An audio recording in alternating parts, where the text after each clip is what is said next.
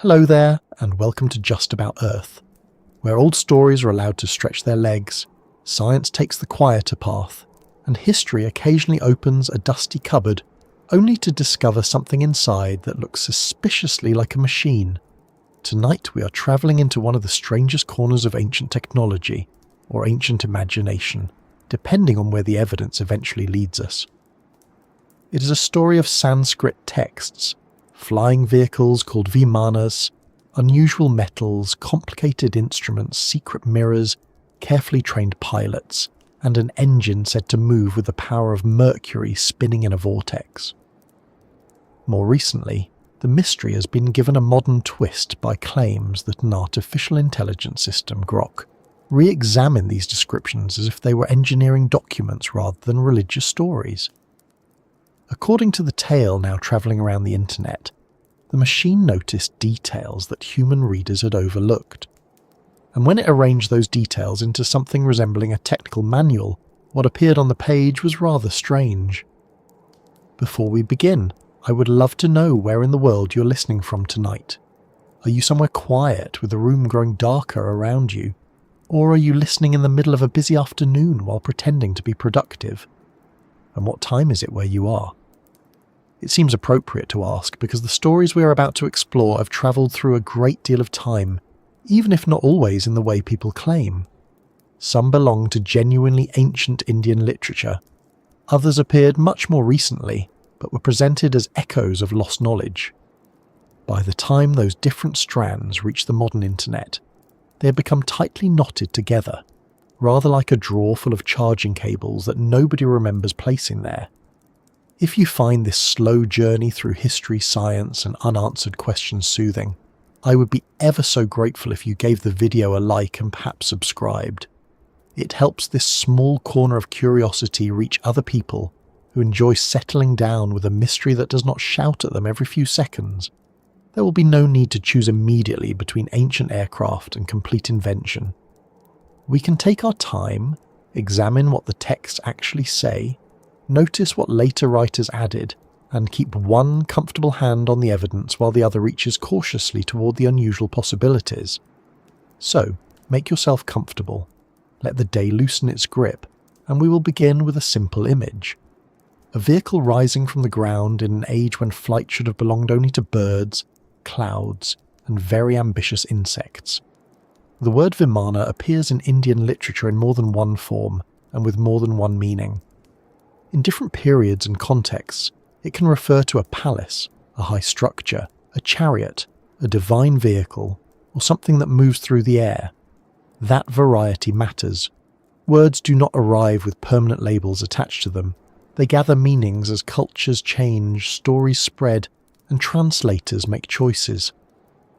A person reading the word in a religious epic may imagine a celestial chariot. A modern reader raised on aircraft, rockets, and science fiction may see a flying machine. Both readers are responding to the same word, but they may be building very different objects in their minds. Descriptions of airborne vehicles appear in famous Sanskrit works, including the Ramayana and the Mahabharata. The best-known example is probably the Pushpaka Vimana, a remarkable vehicle associated with the Ramayana. It is described as carrying passengers through the sky and travelling according to the wishes of its user.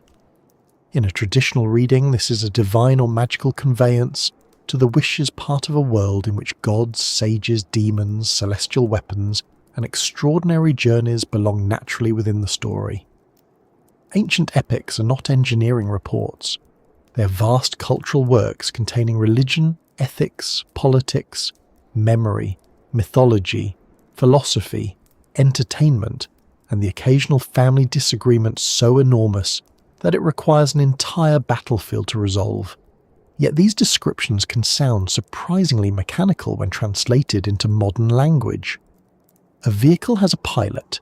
It rises. It travels rapidly. It carries multiple passengers. It moves between distant places. It may have a defined shape, an interior, a source of power, and controls that respond to its operator.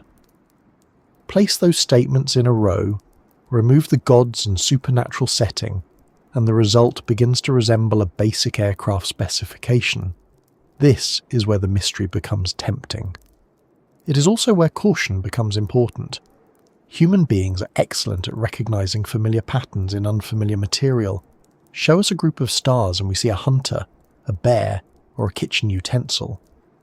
Give us an old description of a shining object moving through the sky, and we begin checking for wings, engines, navigation systems, and perhaps a small sign requesting that passengers remain seated.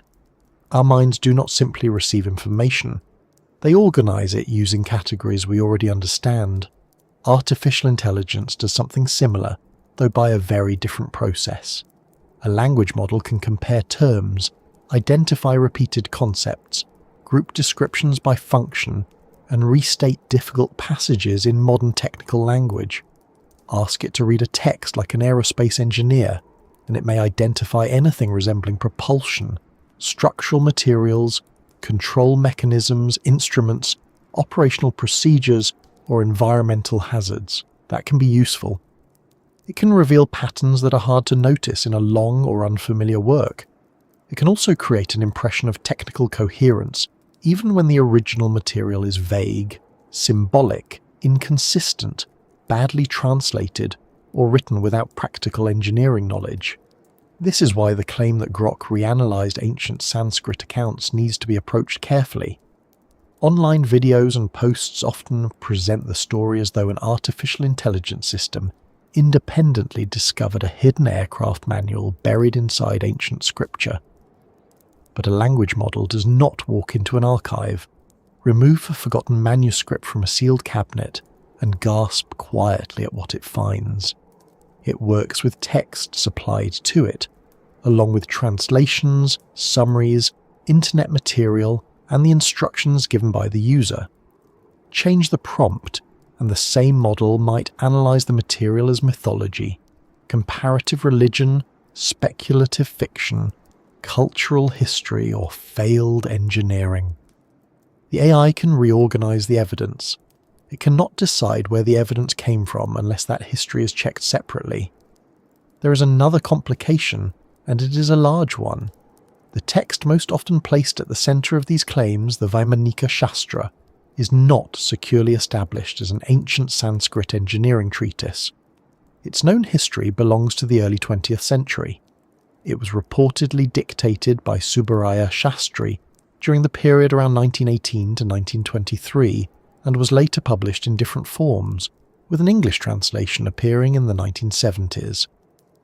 A technical study by researchers connected with the Indian Institute of Science concluded that the work could not be dated earlier than the beginning of the 20th century, and that its aircraft designs were aeronautical 37821 search 2-5.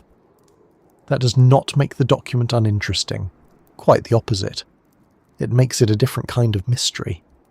Instead of asking only whether ancient Indians built aircraft, we must also ask why a modern Sanskrit text presented itself as recovered ancient knowledge, how its author understood technology, what cultural influences shaped it, and why its mechanical vocabulary continues to persuade readers today.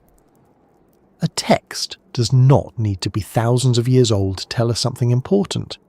Sometimes a document's journey, reputation, and changing interpretation are more revealing than the claims written inside it. The Vaimanika Shastra is filled with details that invite close attention. It discusses different forms of Vimanas. It describes materials said to be suitable for construction. It names devices or yantras with particular functions. It refers to mirrors, lenses, heat, light, atmosphere, concealment, observation, and protection. It gives instructions concerning pilots, clothing, food, seasons, routes, and dangers encountered during travel. To a modern reader, this can feel like the structure of an operating manual. There are components, procedures, restrictions, and apparent solutions to practical problems. It does not merely say, "A wonderful vehicle flew into the sky." It tries to explain what the vehicle contains and how the operator should use it. Specificity has a powerful effect on belief. If someone tells you that a mysterious craft crossed the sky, you may remain doubtful. If they tell you that it contained 32 instruments, used a special alloy, required a trained pilot, and could not operate safely under certain atmospheric conditions, the account feels more substantial. Numbers, lists, and technical names create weight. They make a description seem connected to observation, manufacture, and repeated experience. But technical detail is not the same as technical accuracy. A fictional submarine can have valves, pressure gauges, engine rooms, and operating instructions without ever surviving a real descent into the ocean. A science fiction spacecraft may come with a detailed reactor, fuel system, navigation display, and emergency procedure, even though none of those things can be built. Writers can imagine machines with remarkable precision. They can borrow existing technology, combine it with older traditions, and describe the results using the language of science. The machine may become convincing on the page while remaining impossible in a workshop. This is one reason the Vaimanika Shastra has divided readers for so long. Supporters see an extraordinary concentration of engineering-like information. They argue that even if the surviving version is recent, it may preserve older oral knowledge, lost manuscripts, or traditions that were never recognized by modern historians. Critics point to its 20th century origin, its inconsistent aerodynamics, its impractical designs, and concepts that appear to reflect the technological world in which it was dictated. The 1974 Engineering Review was particularly severe, finding that the described craft did not show a sound understanding of flight and would not be capable of flying 537-821 Search 0. Between those positions lies the territory we will explore. We do not have to dismiss every strange detail simply because the aircraft designs fail. Nor do we have to accept a lost aviation industry because the text sounds technical. A failed machine can still reveal how people imagine technology. A myth can preserve observations of real landscapes, weather, warfare, astronomy, or social memory without being a literal report. A modern text can incorporate ancient names and stories while adding ideas drawn from its own age. History is often untidy in this way. It rarely arranges itself into the neat boxes preferred by documentaries, arguments, or people trying to label folders on a computer. The claim involving Grok adds another layer because artificial intelligence is often treated as a neutral judge. A machine appears to have no cultural loyalty, personal ambition, or emotional attachment to a theory. This can make its conclusion seem unusually objective, but an AI response depends on training data, source quality, translation choices, and the wording of the request. Ask whether the text resembles an aircraft manual, and the model will search for aircraft-like features. Ask whether it resembles a ritual cosmology, and it will search for symbolic structure. Ask whether it resembles early science fiction, and it may find signs of that too. Artificial intelligence can process a great deal of language very quickly, but speed does not turn uncertain evidence into archaeological fact. There is also no verified physical machine sitting beneath these descriptions. No accepted Vimana engine has been excavated. No ancient hangar has been identified with aircraft components arranged inside it. No confirmed piece of machinery has been found that matches the instruments described in the Vaimanika Shastra. There are no flight records, repair workshops, fuel stores, manufacturing sites, or wreckage fields that establish an ancient aviation system. This absence does not mathematically prove that every story is imaginary, but it places a heavy burden on anyone proposing a real technological civilization. Machines leave traces. Even fragile machines require materials, tools, labour, training, and supply networks. Aircraft require an especially demanding chain of knowledge. A functioning flying vehicle is not a single clever object built in isolation. It depends on understanding weight, lift, stability, propulsion, heat, vibration, materials, control, navigation, and maintenance. It requires people who can produce parts reliably and others who know how to repair them. If an entire society operated advanced aircraft, the evidence would probably not be limited to literary descriptions. We would expect pieces of the wider system to survive, even if the machines themselves were lost. This is where the story becomes more interesting rather than less. The absence of physical evidence forces us to examine the text more closely. Are the descriptions genuinely technical, or do they only sound technical after translation? Do the materials correspond to known substances? Are the instruments functional devices or symbolic objects given mechanical names? Does the text understand why an aircraft stays in the air, or does it simply surround the act of flight with impressive terminology? When a document mentions mirrors used for observation or defense, are we seeing an early optical concept, a ritual object, an imaginative weapon, or a modern idea written in Sanskrit form? The so-called Mercury Vortex Engine sits near the centre of the mystery. Mercury has unusual physical properties.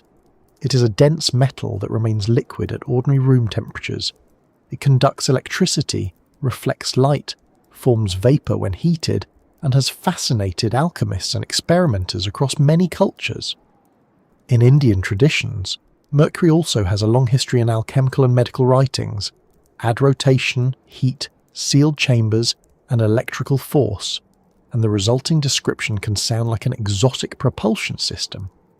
Yet a substance being unusual does not automatically make it a useful aircraft fuel. Mercury is extremely heavy, hazardous, and difficult to handle safely.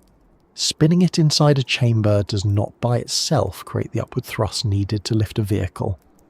A modern engineer would ask where the energy enters the system, what mass or air is accelerated, how thrust is produced, how heat is controlled, and how the craft remains stable. The phrase Mercury Vortex sounds wonderfully advanced, but engineering begins where the impressive phrase ends, and the measurable forces must take over. Some online versions of the Vimanas story connect Mercury propulsion to ion engines, plasma systems, rotating magnetic fields, or devices supposedly researched by modern space agencies. These comparisons often rely on broad similarities rather than shared mechanisms. Two machines may both involve electricity or charged material without operating in the same way. A kettle and a spacecraft both use energy, but this does not mean your morning tea is one minor adjustment away from orbit. Still, it is easy to understand why people are fascinated. Ancient Indian civilization produced major achievements in mathematics, astronomy, metallurgy, architecture, medicine, linguistics, and philosophy. These accomplishments were real, complex, and sometimes underestimated in older Western accounts of history. When audiences encounter the Vimanas stories, they may see them as part of a larger correction, a chance to recognise knowledge that colonial scholarship ignored or dismissed. That historical concern deserves respect. But genuine achievements do not need support from claims that cannot be demonstrated. In fact, attaching weak evidence to real accomplishments can make the entire subject easier to dismiss. The history of Indian science is impressive without requiring functional aircraft in the ancient world. The proper response to past neglect is careful study, not replacing one distorted account with another. Our task, then, is not to arrive with a hammer and strike the story flat, nor is it to place every line beneath a glowing spotlight and announce that lost technology has been confirmed. We will read slowly. We will separate ancient epic descriptions from the much later Vaimanika Shastra. We will look at the machines, the materials, the instruments, the pilots, and the operating rules. We will consider what an AI system might identify when asked to treat the text as engineering. We will also consider what that method can miss. Perhaps the strangest discovery will not be that an ancient aircraft once crossed the sky. It may be that human beings have been imagining technology and engineering-like terms for longer than we assume. It may be that myth and machinery are not opposites but neighbours, each borrowing from the other. Engineers imagine what does not yet exist. Storytellers give impossible objects rules, limitations and controls. A machine begins as an idea before it becomes metal, and many ideas never make the second part of that journey. There is another possibility. Some technical features may have grown from observation of real devices that had nothing to do with flight. Furnaces, pumps, wheels, mirrors, bellows, rotating vessels, astronomical instruments, military machines and architectural structures could all supply language for imaginary vehicles. A storyteller does not need to understand aerodynamics to assemble an airborne palace from the most advanced technologies known in their own world. Give it wheels from a chariot, metal from a workshop, heat from a furnace, mirrors from an optical device, motion from a spinning mechanism, and authority from a divine source. Before long, the sky has acquired machinery.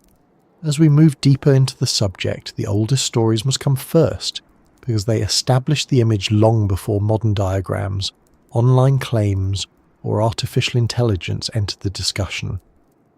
We need to understand what a Vimana was before it became an aircraft in the modern imagination. We need to meet the airborne chariots, celestial palaces, and extraordinary journeys on their own terms, inside the worlds that first gave them meaning. Only then can we see what changed when later readers opened those stories, looked past the gods and heroes, and thought they heard something mechanical turning behind his words. Long before anyone drew a diagram of a Mercury engine, counted mysterious mirrors, or asked an artificial intelligence to read Sanskrit like an aerospace manual, there were stories of movement through the sky. They appeared in a world filled with divine chariots, celestial cities, enchanted weapons, shape-changing beings, and journeys that crossed the distance between the human and the sacred. To a modern reader, some of these descriptions can sound surprisingly familiar. A vehicle rises from the ground. It carries passengers over mountains and seas. It travels at remarkable speed. It responds to its owner. It may even contain rooms, seats, windows, and decorations. Place those features beside one another, and it is easy to imagine an aircraft waiting behind the ancient words, perhaps with a pilot checking the weather and wondering whether everyone has remembered their luggage. The difficulty begins with the word Vimana itself. It does not have one simple meaning that remains unchanged wherever it appears. Sanskrit words, like words in any long-lived language, gather different uses across centuries, regions, and literary traditions. Vimana can refer to a divine chariot, a vehicle, a palace, a lofty residence, or an architectural structure. In later temple architecture, the same word can describe the tower or sacred structure rising above the central shrine. A historical Sanskrit dictionary includes meanings ranging from a chariot of the gods and a vehicle to a palace, showing just how broad the term could be. This matters because translating Vimana simply as aeroplane gives the modern reader a very specific picture. Suddenly the mind supplies wings, engines, metal panels, control levers, and perhaps a row of tiny lights blinking importantly for reasons known only to the pilot. Translate it as celestial chariot, and the image changes. Now it belongs beside the vehicles of gods and kings, perhaps drawn by supernatural animals or moved by divine power. Translate it as flying palace, and the object becomes larger and stranger, less like a fighter aircraft and more like a royal residence that has politely declined to remain on the ground. None of these translations is automatically dishonest. Each may capture part of the meaning in a particular passage. The problem appears when one translation is treated as proof of a technology that the original word does not necessarily specify. An old text may describe a Vimana moving in the air, but it does not follow that the author was describing an aircraft in the modern engineering sense. A cloud moves through the air. A bird moves through the air. A god's palace can move through the air in a story. Flight alone does not tell us what mechanism the storyteller imagined, or whether any mechanism was imagined at all. The most famous Vimana in Indian literature is the Pushpaka, closely associated with the Ramayana. The Ramayana is not a small or simple work. It is one of the great Sanskrit epics, a vast narrative centered on Rama, Sita, loyalty, exile, kingship, duty, conflict, and the struggle against Ravana, the ruler of Lanka. Like many ancient epics, it was composed, transmitted, expanded, interpreted, performed, and retold across a very long period. It lives not only as a written text, but through regional versions, theatre, poetry, visual art, religious practice, television, family storytelling, and countless local traditions. Inside this enormous narrative world, the Pushpaka is not introduced as the invention of an ordinary workshop. It belongs to the divine order of things. In the Ramayana tradition, it is associated with Vishvakarma, the celestial craftsman, and is described as having been made for Brahma. It later comes into the possession of Kubera, the deity connected with wealth, before Ravana takes it after defeating him. The object therefore arrives with a history of gods, supernatural power, conquest, and royal authority. It is not presented like an experimental machine assembled by a team of engineers who spent several difficult years arguing over the shape of the wings. It is a celestial possession, and ownership of it signals status as much as transportation. The Pushpaka is often described in translations as an aerial car, flying chariot, or wonderful aeroplane. Yet its appearance does not fit neatly into any modern category. It can resemble a palace as much as a vehicle. Descriptions emphasize precious stones, gold, pillars, chambers, platforms, ornamentation, and a brilliance that makes the structure seem almost alive with light. Some passages compare its towers or rooms to mountains rising toward the sky. This is not the stripped-down body of a machine designed to reduce weight and air resistance. It is royal architecture in motion, an airborne expression of magnificence. That alone should make us pause before imagining a metal aircraft. Modern flying machines are shaped by a collection of stubborn physical demands. Weight must be controlled, drag must be reduced, the structure must survive vibration and changing pressure. The centre of mass matters. Every unnecessary ornament is something the engines must lift. Covering an aircraft with heavy pillars, gold stairways, large halls, and mountain-like towers would make an aeronautical engineer become very quiet indeed, perhaps before lying down in a darkened room. In a mythic setting, however, such details make perfect sense. The Pushpaka does not need to look efficient. It needs to look worthy of gods and kings. Its splendour tells the audience what kind of object it is. A ruler who possesses an ordinary cart has transport. A ruler who possesses a glowing palace that crosses the sky has cosmic authority. The vehicle becomes part throne, part residence, part symbol, and part miracle. Stories often describe powerful objects through beauty rather than mechanism. A magical sword shines. A divine city is made of jewels. A sacred weapon burns like the sun. These details are not necessarily attempts to record material specifications. They create emotional scale. They tell listeners that the object belongs beyond ordinary human life. When the Pushpaka is used for travel, however, the descriptions become especially tempting to modern readers. Following the defeat of Ravana, Rama, Sita, Lakshmana, and their companions use the vehicle for the return journey toward Ayodhya. From above, they pass over places connected with earlier events in the story. The journey gives the narrative an opportunity to look back over the landscape. Locations that once required long travel, danger, separation, and struggle can now be crossed from the sky. This view from above is one reason the account can feel almost cinematic.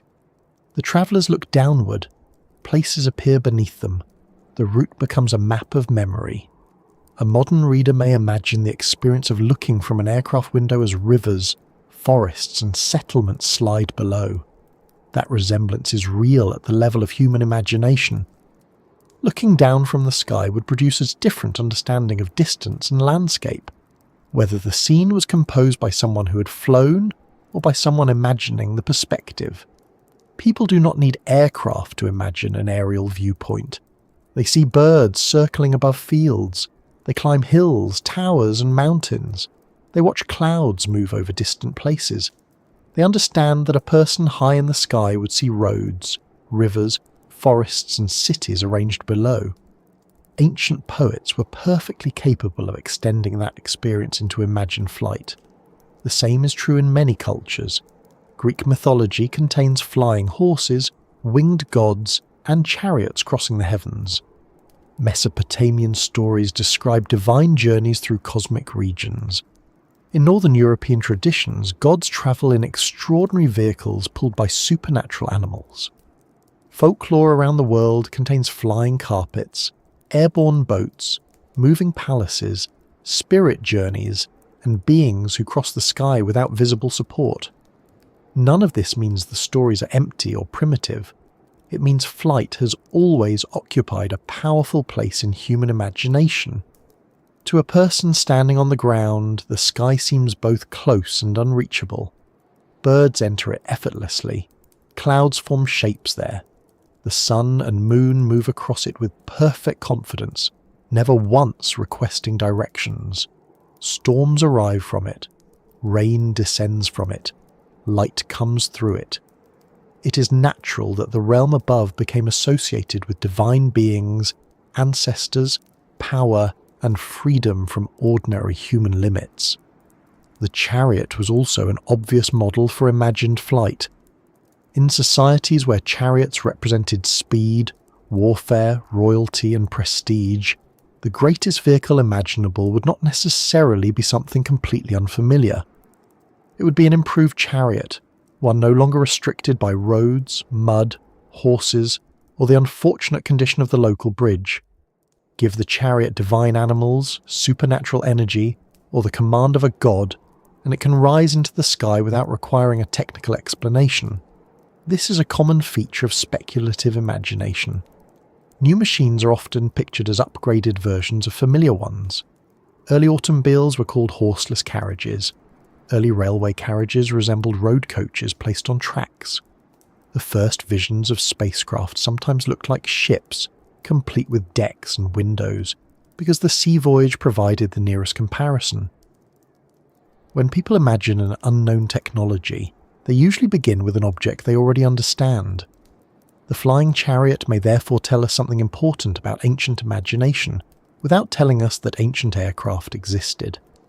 It shows how people extended familiar ideas of transport into a sacred or supernatural realm. The sky vehicle could move faster than earthly travel, carry heroes between distant lands, and demonstrate the power of its divine owner. Its operation did not need to be explained any more than the daily movement of the sun. God's chariot required a discussion of fuel consumption. That lack of mechanical explanation is crucial. In the oldest epic descriptions, we do not find the kind of connected technical system required for aviation. There is generally no clear account of how lift is generated, how thrust is produced, how steering works, how the vehicle controls its balance, or how its structure survives the forces of flight. We may encounter movement, speed, sound, light and command, but these are effects rather than engineering principles. A modern aeroplane can be described in equally simple language. It rises, turns, crosses great distances and lands. But beneath those actions is an enormous network of knowledge. Wings produce lift through their movement relative to air. Engines create thrust. Control surfaces alter direction. Instruments measure altitude, speed, orientation, and pressure. Fuel must be stored and delivered. Materials must remain strong while keeping weight manageable. Pilots must know what to do when something goes wrong, which is often when machines reveal how thoroughly they have read the manual. Without that hidden structure, a description of flight remains a description of flight. It is not yet a design. Supporters of the ancient aircraft interpretation sometimes respond that the technical information may have been removed, lost, concealed, or placed in separate works. That is possible in the broad sense that many ancient documents have disappeared. Manuscripts decay, libraries burn, oral knowledge changes, political upheaval destroys archives. India's long literary history certainly includes texts that no longer survive, but a possibility cannot be used as evidence for itself. We cannot begin with the absence of technical records and then treat that absence as proof that the most important records must have been hidden. Otherwise, any missing object could be claimed to have existed. We could argue that ancient people built submarines, computers, or particularly efficient washing machines, and explain the lack of evidence by saying the instructions were lost.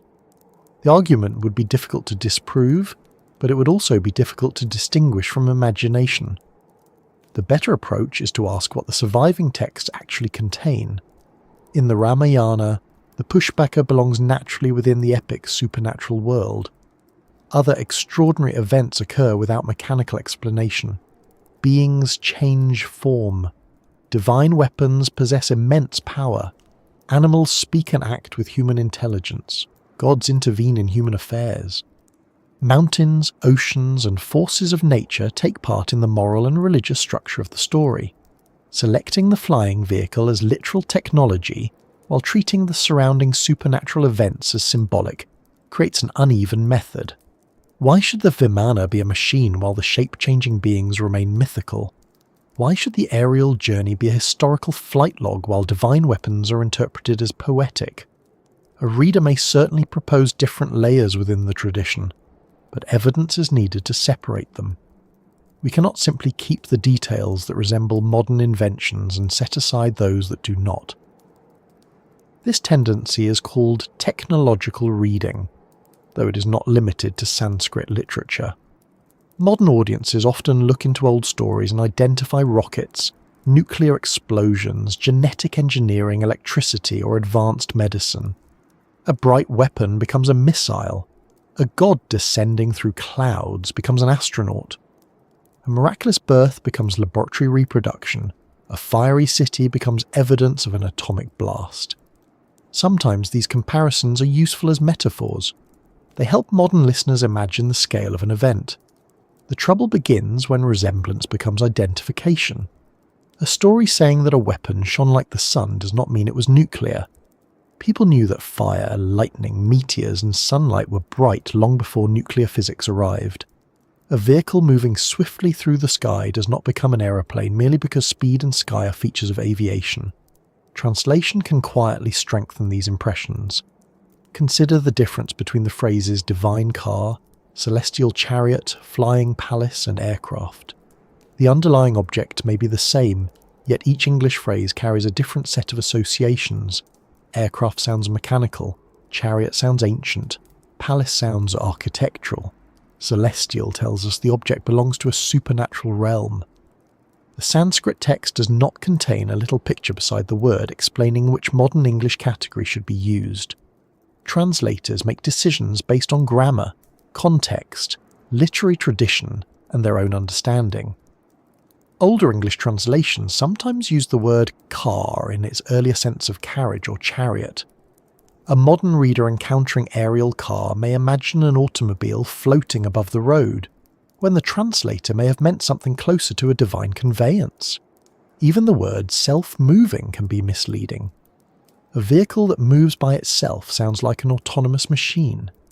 Yet in myth, an object may move because it obeys thought, divine will, magical command, or the nature granted to it by its creator. No engine is required. A table in a fairy tale can prepare dinner by itself. This does not mean the story preserves an early description of household robotics, though many people would be delighted if the table also washed the dishes. The Pushpaka is sometimes said to travel according to the will or thought of its master. This is one of the features later readers compare with advanced navigation or mind-control technology. Modern researchers do experiment with brain-computer interfaces, so the parallel feels impressively futuristic. Yet thought-responsive objects are common in magical storytelling precisely because they remove the awkward effort between desire and result. The owner wishes to travel, and the vehicle moves. The hero commands a weapon, and it acts. Magic is often the technology of immediate intention. The size of the Pushpaka creates another interesting detail. It can carry a great company of travellers, apparently expanding or providing enough space for those who board it. Some readers interpret this as evidence of advanced spatial engineering. In the story, however, it functions more simply as a sign that the miraculous vehicle can meet the needs of the moment. Folklore is full of objects larger inside than outside, containers that never empty, and buildings that appear when required. Their impossible capacity tells us that ordinary limits have been suspended. This does not make them unworthy of serious attention. Mythical objects can reveal how a culture understood power, kingship, travel, the cosmos, and the relationship between human and divine realms. The pushpaka is not merely a curious machine-shaped object. Its possession moves from Brahma to Kubera, from Kubera to Ravana, and eventually into Rama's use. Its history follows changes in authority. Ravana takes it through conquest. Rama uses it after restoring moral order.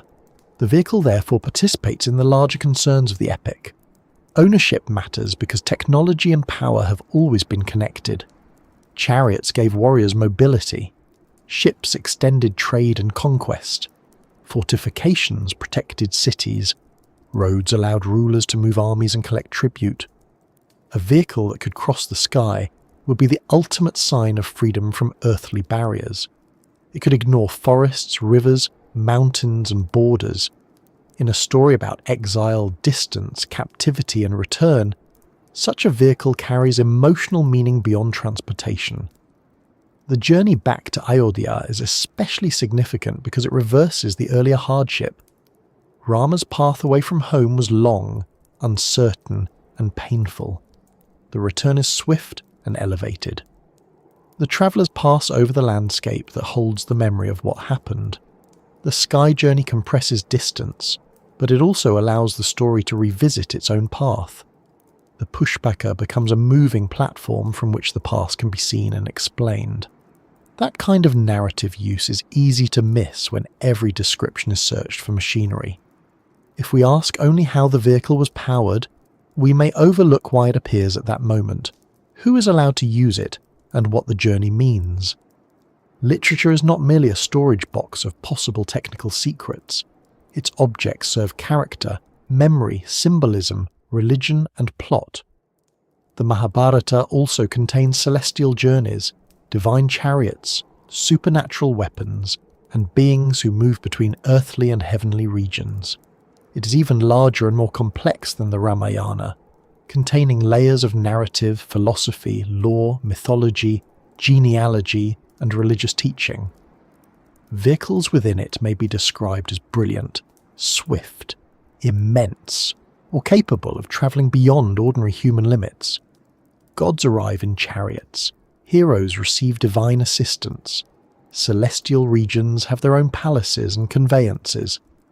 Once again, modern readers can extract phrases that sound technological. A vehicle may roar, it may shine, it may rise vertically, it may move with remarkable speed. Yet roaring and shining are also natural ways to describe divine power. Thunder roars, fire shines, meteors cross the sky. Storm clouds approach with noise and light.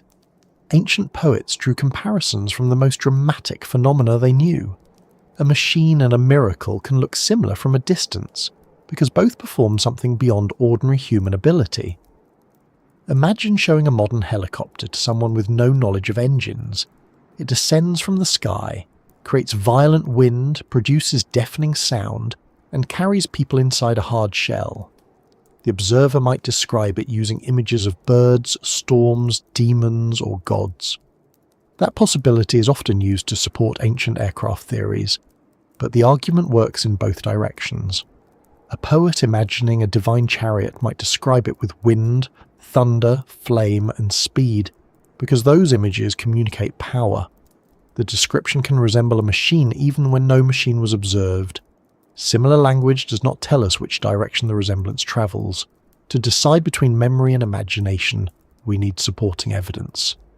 If ancient aircraft operated in significant numbers, we would expect more than stories. We would look for manufacturing tools, specialized alloys, repeated components, maintenance sites, fuel systems, wreckage, landing areas, technical diagrams with functional proportions, or traces of the industries needed to produce flight-capable machines. So far, archaeology has not provided such a system. India's archaeological record contains extraordinary evidence of real engineering. Ancient communities constructed cities, drainage systems, wells, roads, reservoirs, temples, pillars, ships, fortifications, metal objects, and astronomical instruments. Indian metalworkers produced impressive iron and steel traditions. Architects created structures requiring sophisticated geometry, planning, and labour. Mathematicians and astronomers developed ideas that changed global knowledge. These achievements survive in material form and in texts that can be studied within their historical development. They show what skilled people can accomplish without needing to be transformed into an imaginary version of modern industry. Respecting ancient knowledge means examining what it actually was, not only what we wish it had been. There is also no need to treat mythology as a lesser category. Calling the Pushpaka mythical does not mean calling it foolish. Myth is one of humanity's oldest ways of thinking. It can carry values, fears, political memories, cosmology, social ideals, and questions about human behaviour. A flying palace can be culturally important even if it never left the ground, because it was never intended to stand on the ground in the first place. Modern technology has changed how we read these stories. Before balloons and aeroplanes, a flying chariot belonged entirely to wonder. After powered flight became ordinary, readers gained a mechanical model that could be placed over the ancient description. Once aircraft existed, the question shifted from what marvellous vehicle did the poet imagine to could the poet have seen an aircraft? Science fiction has had a similar effect. We are accustomed to spaceships with control rooms, energy weapons, protective shields, invisibility systems, and artificial intelligence. When ancient or medieval texts mention objects with loosely similar abilities, our minds complete the comparison. We supply the missing machinery from stories we already know. This is not entirely unreasonable. Human imagination often anticipates broad possibilities before technology can realize them. People imagined journeys to the moon before rockets. They imagined artificial servants before robots. They imagined instant communication before telephones. Ancient flight stories show that the desire to escape gravity is far older than aviation. But imagining the function is not the same as discovering the method. A person can dream of travelling to the stars without knowing how to build a spacecraft. The difficult part is not wishing to fly. Birds have been advertising the idea since humans first looked upward. The difficult part is understanding the physical rules well enough to create a machine that flies repeatedly, safely, and under control. That distinction between desire and design will become more important as we move away from the epics and toward the text that dominates modern Vimana claims. In the Ramayana and Mahabharata, flying vehicles live comfortably among gods, heroes, cosmic journeys, and supernatural events. They may have detailed appearances, but they are not presented as practical construction manuals. The later Vaimanika Shastra speaks in a very different voice. Instead of simply offering a celestial vehicle, it begins naming types, parts, materials, instruments, dangers, and procedures. It dresses the Vimana in the language of organised knowledge. And once the flying palace is surrounded by lists, measurements, mirrors, metals, and instructions, the old myth begins to look rather more like a blueprint, even if the blueprint has a complicated history of its own. The oldest Vimana stories give us flying palaces, divine chariots, and journeys across the sky, but they do not tell a builder where to place the engine or which lever prevents an embarrassing descent into a nearby forest. The Vaimanika Shastra feels different from the moment it begins. It does not merely describe a marvellous vehicle passing overhead. It tries to define the vehicle, classify its varieties, train its pilot, identify its routes, list its components, prepare its materials, and explain the instruments needed to survive a journey through dangerous regions of the atmosphere. It speaks with the confidence of a technical handbook, or at least with the confidence of something that would very much like to be regarded as one. This is why the document occupies such an unusual place in the Vimana mystery. The Ramayana offers a flying palace inside an epic world of gods and heroes. The Vaimanika Shastra appears to take that ancient image, lead it into a workshop, hand it a set of tools and begin measuring the walls. Suddenly there are switches, tubes, mirrors, engines, alloys, oils, acids, air routes, pilot qualifications and operational hazards. The flying object no longer seems content to be miraculous. It wants to explain itself. Its title is often translated as The Science of Aeronautics or The Treatise on Vimanas. The published English version presents the work as part of a much larger collection called the Yantra Sarvasva, or All About Machines, attributed to the ancient sage Bharadwaja. According to its own opening, the aeronautical material was supposed to contain 8 sections, 100 subjects, and 500 concise teachings. That structure gives the immediate impression that the surviving text is only one organised portion of a much wider technical tradition. It sounds less like a lone story and more like a volume taken from the middle shelf of an ancient engineering library, presumably somewhere between celestial navigation and what to do when the invisibility mirror begins making an unhealthy noise. The documented history of the work, however, begins much later than the age of Bharadwaja. The Sanskrit verses were associated with Pandit Subraya Shastri, who lived in southern India and was said to receive knowledge through unusual or inspired means. According to the historical investigation carried out by researchers from the Indian Institute of Science in Bangalore, Shastri dictated verses to an associate named G.V. Sharma during the early decades of the 20th century. Copies circulated. One manuscript was recorded at the Sanskrit Library in Baroda by the 1940s, and the work eventually came to the attention of G.R. Yosye, who founded the International Academy of Sanskrit Research in Mysore. A Hindi edition appeared in 1959, followed by a Sanskrit and English edition prepared by Josier in 1973. That timeline is important because the text is repeatedly introduced online as a document thousands of years old. Sometimes it is said to be Vedic.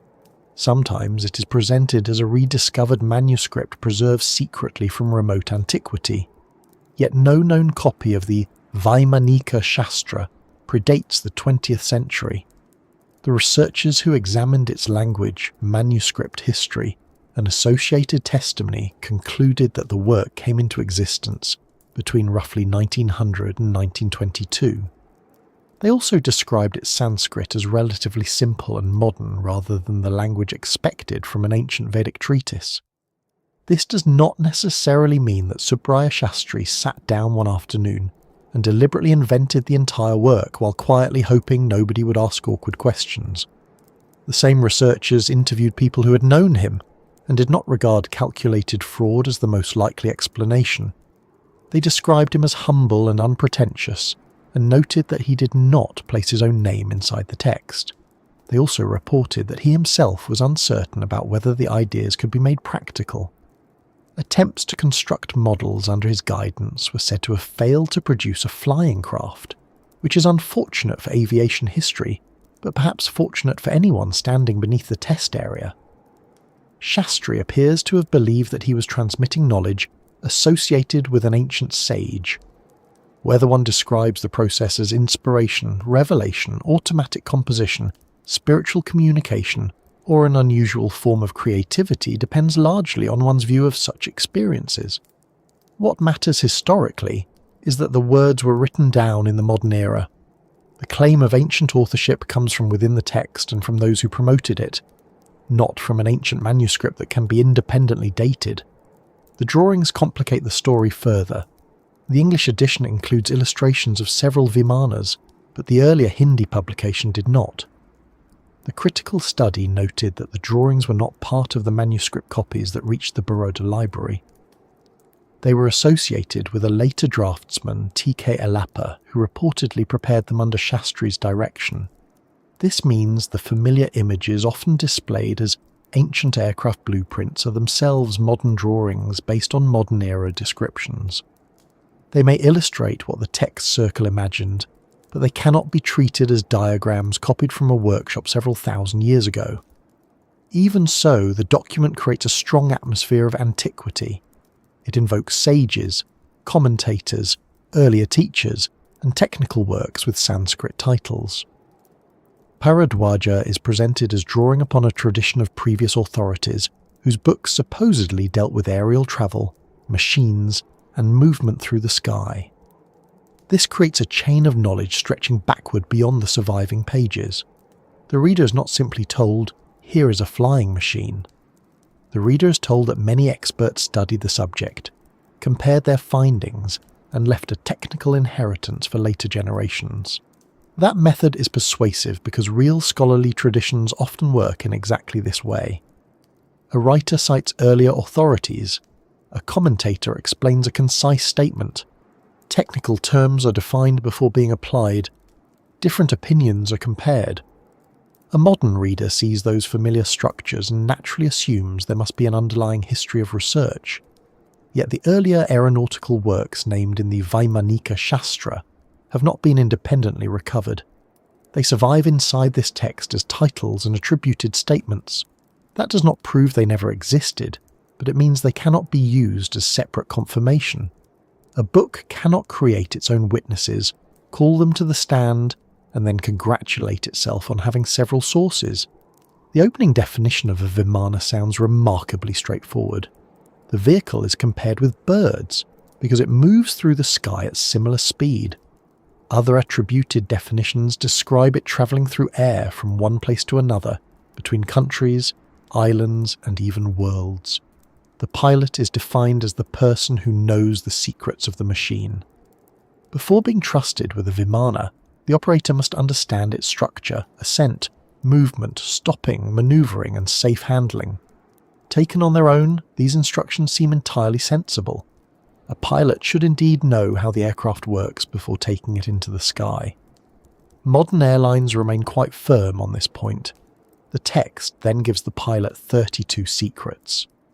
This is one of its most fascinating sections because it blends practical-sounding functions with supernatural or symbolic methods. The pilot is expected to understand concealment, visibility, contraction, expansion, shape alteration, illumination, darkness, observation, directional awareness, sound detection, photography, enemy movement, defensive maneuvers, and destructive powers. There are instructions for making a Vimana appear like a cloud or blend with the sky. Other methods are supposed to create terrifying shapes, project images, produce thunderous noise, cause darkness at midday, hear conversations inside enemy craft, show activity on the ground, or disable opposing pilots. Read as a list of functions, this sounds startlingly modern. Camouflage, radar warning, electronic surveillance, reconnaissance cameras, variable geometry, acoustic weapons, defensive countermeasures, and stealth technology all seem to be waiting inside the old terminology. It is easy to see why an artificial intelligence system asked to classify the passage might return a table filled with advanced aerospace concepts. The methods described are less reassuring. Some depend on mantras, tantric powers, special oils, herbal mixtures, solar rays, atmospheric energies, smoke, mirrors, poisons, and forces whose physical behaviour is not clearly defined. A Vimana may be hidden by attracting dark material from sunlight. It may produce an illusion by directing energy into a mirror. Its shape may appear to change when treated. Oils, smoke, heat, and reflected light are combined. Enemy crews may be rendered unconscious by fumes. The craft may move like a serpent by gathering several kinds of atmospheric force and passing them through a zigzagging centre. There is a curious mixture here. Some effects have ordinary parallels. Smoke can conceal a vehicle. Reflective surfaces can create glare. Paint and surface treatment can reduce visibility. Fumes can incapacitate people. Sound can frighten or disorient. Folding wings and movable components are real mechanical ideas. Observers can use optical devices to examine distant objects. But the text often joins these recognizable functions to mechanisms that are undefined, chemically implausible, physically unsupported, or openly magical. That combination is one reason the Vaimanika Shastra feels so convincing at first glance. It does not remain completely beyond experience. It gives the reader a familiar foothold and then takes several unusually large steps. A mirror is real, an oil is real, sunlight is real, electricity is real. Place them in the same sentence with a special Sanskrit name. Add a numbered procedure, and the result begins to look like a lost technology rather than an imaginative construction. Numbers strengthen the effect. The text lists atmospheric regions and enormous quantities of aerial routes. It describes whirlpools of wind, energy, sunlight, cold, and collision that pilots must avoid. It names 31 locations for components inside the craft. It assigns mechanisms to the front, centre, sides, crest, neck, and lower body of the Vimana. There are pipes, mirrors, power centres, control keys, screens, wheels, heaters, tanks, and devices for drawing in or redirecting different forms of energy. A precise number feels like evidence because it suggests counting. If someone says there are dangerous currents in the sky, we hear a general warning. If they say there are 5 categories of dangerous aerial whirlpool, the statement sounds like the result of organised observation. If they then supply the names, locations, and methods for avoiding each one, we begin to imagine generations of pilots recording incidents and improving their manuals. But precision can be created without measurement. Fictional worlds often contain numbered planets, classified engines, official ranks, technical passwords, and carefully labelled weapons. The detail helps the imagined system feel complete. A number tells us that the author wanted order. It does not tell us that the object being counted existed. The Vaimanika Shastra eventually turns to 4 principal designs known as the Shakuna, Sundara, Rukma, and Tripura Vimanas.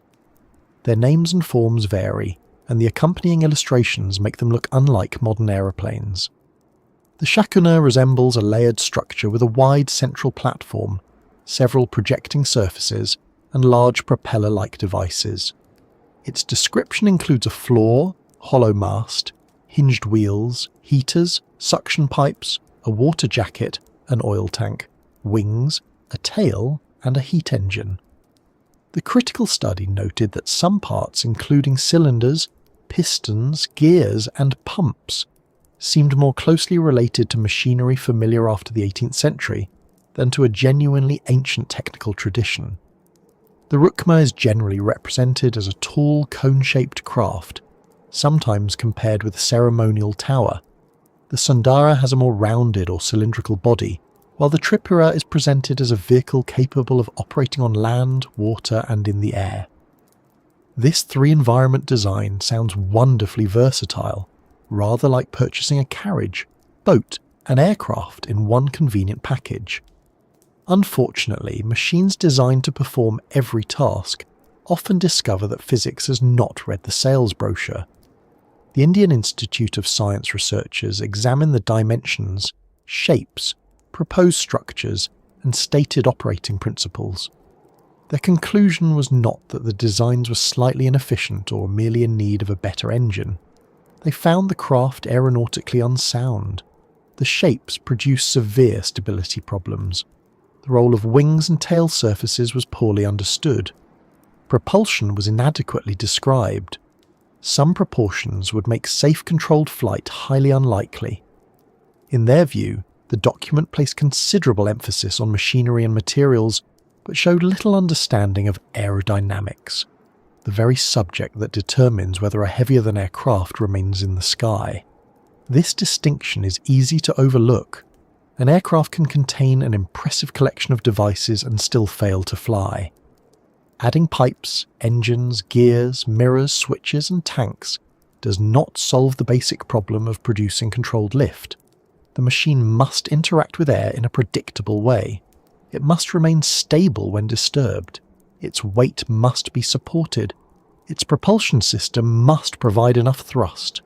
Its control surfaces or other mechanisms must allow the pilot to climb, descend, turn, and recover.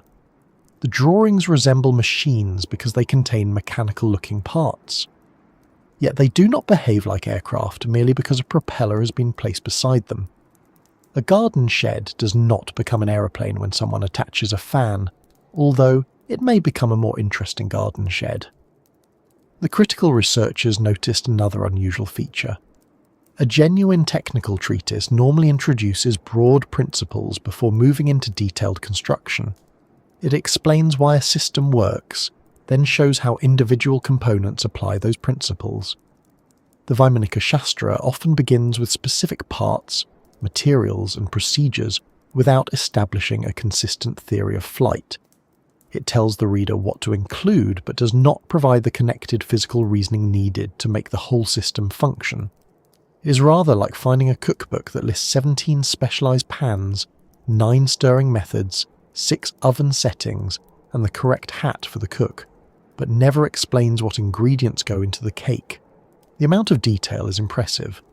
The result may still be difficult to serve. Supporters of the text sometimes argue that modern engineers may simply be unable to understand an unfamiliar science. Perhaps the devices relied on forms of energy that are now lost. Perhaps the Sanskrit terminology cannot be translated into modern categories. Perhaps the diagrams are symbolic rather than literal. These possibilities cannot be dismissed through impatience alone. Historical texts are frequently misunderstood when translators force technical words into the wrong modern meanings. Yet an unknown principle must eventually produce known effects if it is supposed to lift a physical craft. The vehicle has weight. It moves through air. It changes direction. It carries passengers. Whatever unusual energy it uses, the machine still needs to exert force. If a proposed design offers no workable account of that force, calling the missing mechanism advanced does not solve the problem. It simply gives the gap a more flattering name. The Vaimanika Shastra may therefore be most valuable not as evidence of ancient aviation, but as evidence of a remarkable meeting between old tradition and modern technological imagination. Subaraya Shastri lived during an age when powered flight was becoming real. Balloons, airships, propellers, engines, mechanical pumps, electrical devices, photography, and modern warfare were transforming how people thought about the sky. The Wright brothers flew in 1903. Within a few years, aircraft were being improved, demonstrated, and used in war. The air had shifted from the domain of myth to a new field of engineering. At the same time, India was living under colonial rule, and questions about its intellectual past carried great emotional and political weight. European accounts had often dismissed or minimized non-European achievements. Recovering ancient Indian knowledge could become a way of challenging that hierarchy and restoring cultural confidence. The claim that Indian sages had understood aviation long before modern Europe was therefore more than a technical claim. It offered a reversal of history. None of this reduces the work to simple nationalism. Human motives are rarely arranged so neatly. Religious belief, cultural memory, personal experience, technological excitement, and a genuine desire to honour the past may all have contributed. The document can be sincere and historically recent at the same time. It can contain ancient names while expressing modern hopes. It can look backward for authority while looking forward toward a mechanical future. That may be the real blueprint hidden inside it. Not a blueprint for a functioning aircraft, but a blueprint for turning myth into technology through language. Begin with the ancient Vimana. Define it as a machine. Surround it with teachers and lost books. Give the pilot qualifications. Divide the sky into routes. List dangers. Name components. Add mirrors, tubes, engines, metals, oils, and control switches. Supply several drawings. By the end, the flying palace of the epic has acquired the appearance of an engineering project. Appearance, however, is exactly what a modern language model is designed to recognize. Feed the text into an artificial intelligence system and ask it to identify technical subsystems, and it will find them everywhere. It will sort mirrors under optics, routes under navigation, alloys under material science, pilot secrets under operational procedure, camouflage under stealth, and destructive devices under weapons technology. the resulting analysis may look even more organised than the original work. That is where the newest version of the mystery begins, because the machine reading the document does not need the Vimanas to have flown. It only needs the language to resemble the language of machines. Imagine placing the Vaimanika Shastra on a desk beside a modern, artificial intelligence system and giving it a very particular instruction. Do not read this as mythology. Do not approach it as religion, poetry, cultural memory, or spiritual symbolism. Read it as though it were a technical document recovered from an unknown engineering tradition. Identify every component. Classify every material. Separate propulsion from navigation. Treat the mirrors as optical instruments, the atmospheric routes as flight corridors, and the pilot's secrets as operating procedures. Then ask the machine what kind of aircraft the text appears to describe. The answer could be impressive. Within seconds, the artificial intelligence might arrange scattered passages into neat categories. It could identify what looks like a power system, a control system, a navigation system, defensive equipment, environmental protection, surveillance devices, structural materials, and pilot training. Details that seem confusing when read in their original order might suddenly resemble the contents of an aircraft manual.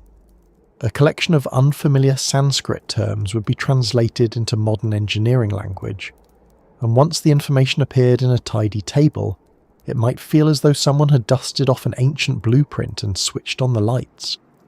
This is the central claim behind the recent story that Grok reanalyzed Sanskrit descriptions of Vimanas and found something strange. Videos and social media posts present the event as an unprecedented investigation, sometimes suggesting that the artificial intelligence discovered a hidden technical structure overlooked by historians. The versions differ, but the basic idea remains the same. Grok supposedly read the descriptions without the assumptions that limited human scholars recognized the language of machinery, and concluded that the vehicles contained surprisingly advanced systems. The story is circulated through online videos and posts, but there does not appear to be a published XAI research paper, an authenticated full analysis, or an official technical report establishing that Grok independently conducted such a study. What circulates publicly is mainly a retelling of the claim rather than a documented research project whose prompts, sources, translations, and complete outputs can be examined. That distinction may sound rather small, but it changes everything. An artificial intelligence answer is not produced in a vacuum. Someone chooses the text. Someone selects the translation. Someone decides which passages to include and which to leave out. Someone writes the prompt, and the prompt can gently steer the model before it has examined a single sentence. Ask Grok, what advanced aerospace technologies are described in this document? And the question already assumes that advanced aerospace technologies are present. The model is encouraged to find them. Ask instead, which parts of this document reflect early 20th century mechanical imagination? And it will search for pistons, pumps, gears, engines, electrical equipment, and other features that resemble machinery from that period. Ask Hand, how does this text transform mythological ideas into technical language? And the same material may become a study of modern myth-making. The words on the page have not changed. The frame around them has. This is not a flaw unique to Grok. It is a basic feature of large language models. Grok is described by X as an artificial intelligence assistant powered by a large language model. Its responses are generated through next token prediction, meaning that it produces language by estimating what word or symbol should follow the sequence that came before. Depending on the version and settings, it can also search public posts and the wider web for additional information.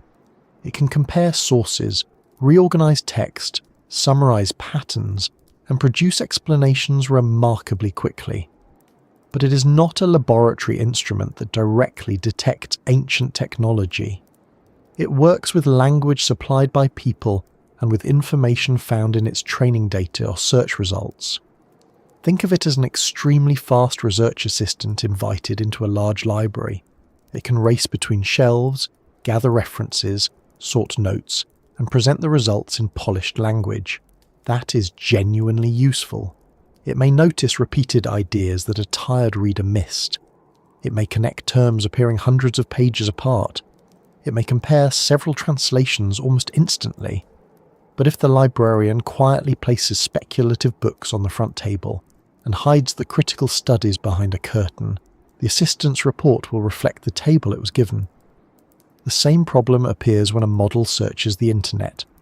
The web contains academic papers, digitized manuscripts, historical studies, personal blogs, social media posts, documentaries, copied summaries, and claims that have travelled so far from their original source that they are now living independently. A language model can retrieve all of them. Unless it carefully evaluates their reliability, a repeated claim may appear stronger simply because it has been repeated many times. This is particularly important for Vimanas because the subject has accumulated several layers. There are genuinely old Sanskrit epics containing divine or celestial vehicles. There is the Vaimanika Shastra, whose documented manuscript history points to the early 20th century. There are later translations and illustrations. There are books connecting Vimanas to ancient astronauts, lost civilizations, Mercury, propulsion, anti-gravity, and modern space technology. Then there are online summaries that combine details from all these sources as though they belong to one continuous ancient manual. An artificial intelligence system asked to analyze ancient Sanskrit flying machines may gather material from every layer unless the boundaries are clearly stated. A passage from the Ramayana may sit beside a diagram made in the 20th century. An idea from a later speculative author may be attributed to the Vaimanika Shastra. A discussion of Mercury in Indian alchemy may become evidence for a Vimana engine. Before long, the model is assembling a machine from parts that never occupied the same historical workshop. It is rather like asking someone to reconstruct a medieval castle using a genuine stone foundation, a Victorian drawing, a modern fantasy novel, and several enthusiastic comments beneath an online video. The final structure might look magnificent. It may even have excellent parking. But it would not tell us exactly what stood on the site 800 years ago. Suppose Grok is given only the English edition of the Vaimanika Shastra and asked to treat every named device as a functional component. It might begin by identifying the Vimana itself as the airframe. The power source would be classified under propulsion. Tubes and pipes could become fluid or energy transfer systems. Mirrors would be sorted into optics, sensing, defense, and camouflage. Wheels, switches, and levers would be interpreted as controls. Atmospheric routes would become navigation data. Pilot secrets would become training procedures. Special clothing and food would become human factors guidance. Instructions for avoiding dangerous regions would become operational limits.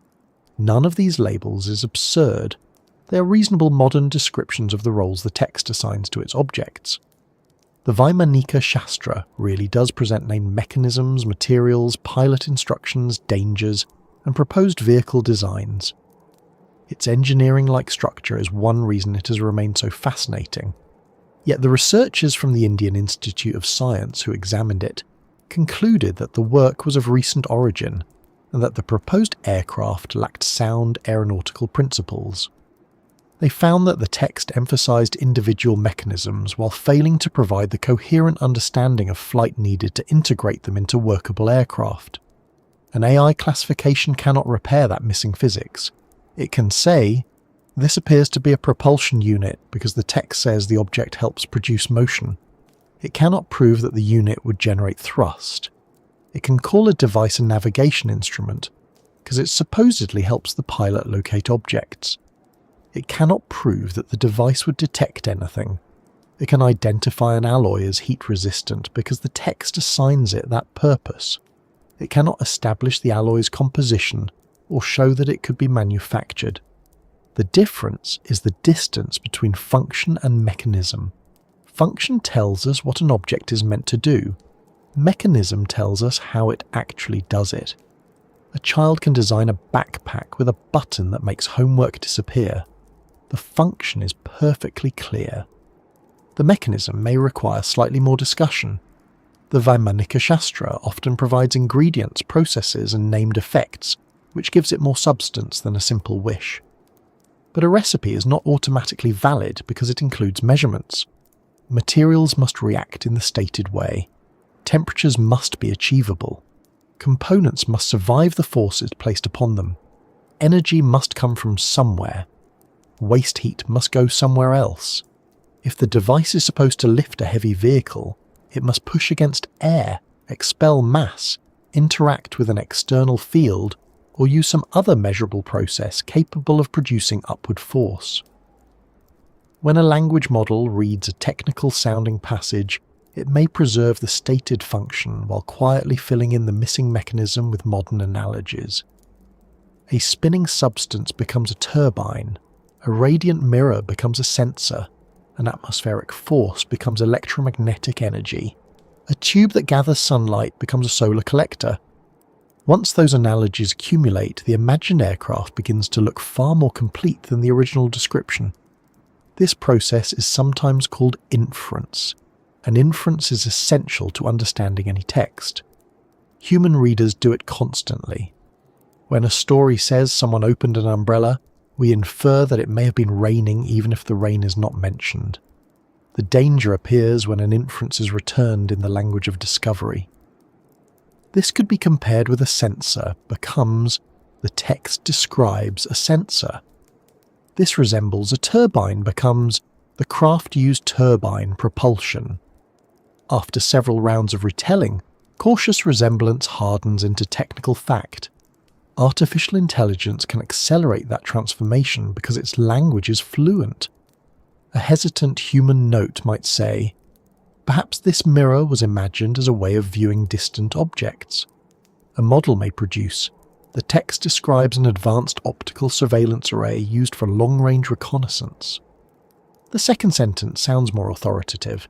It may also contain more confidence than the evidence deserves. Fluency is one of the great powers of modern language models, and occasionally one of their better disguises. A polished sentence can carry uncertainty so smoothly that the uncertainty falls asleep before reaching the listener. Grok AI itself has discussed the problem of hallucinations, the term used when a model generates information that is unsupported, inaccurate, or invented. In announcing Grok 4.1, the company said it had focused on reducing factual hallucinations and reported lower error rates in its evaluations. The important word is reducing, not eliminating. Search-equipped models can still make factual mistakes, especially when source material is weak, ambiguous, or contradictory. The Vimanas material is almost designed to test this weakness. Names vary across transliterations. Translations differ. Sanskrit technical terms may have several possible meanings. Later editions contain commentary not present in earlier versions. Online sources frequently quote one another without returning to the original text. Some websites treat the Vaimanika Shastra as ancient scripture, while others describe it as a modern composition. The model must decide which source to trust, and unless its reasoning and citations are visible, the listener may never know which path it followed.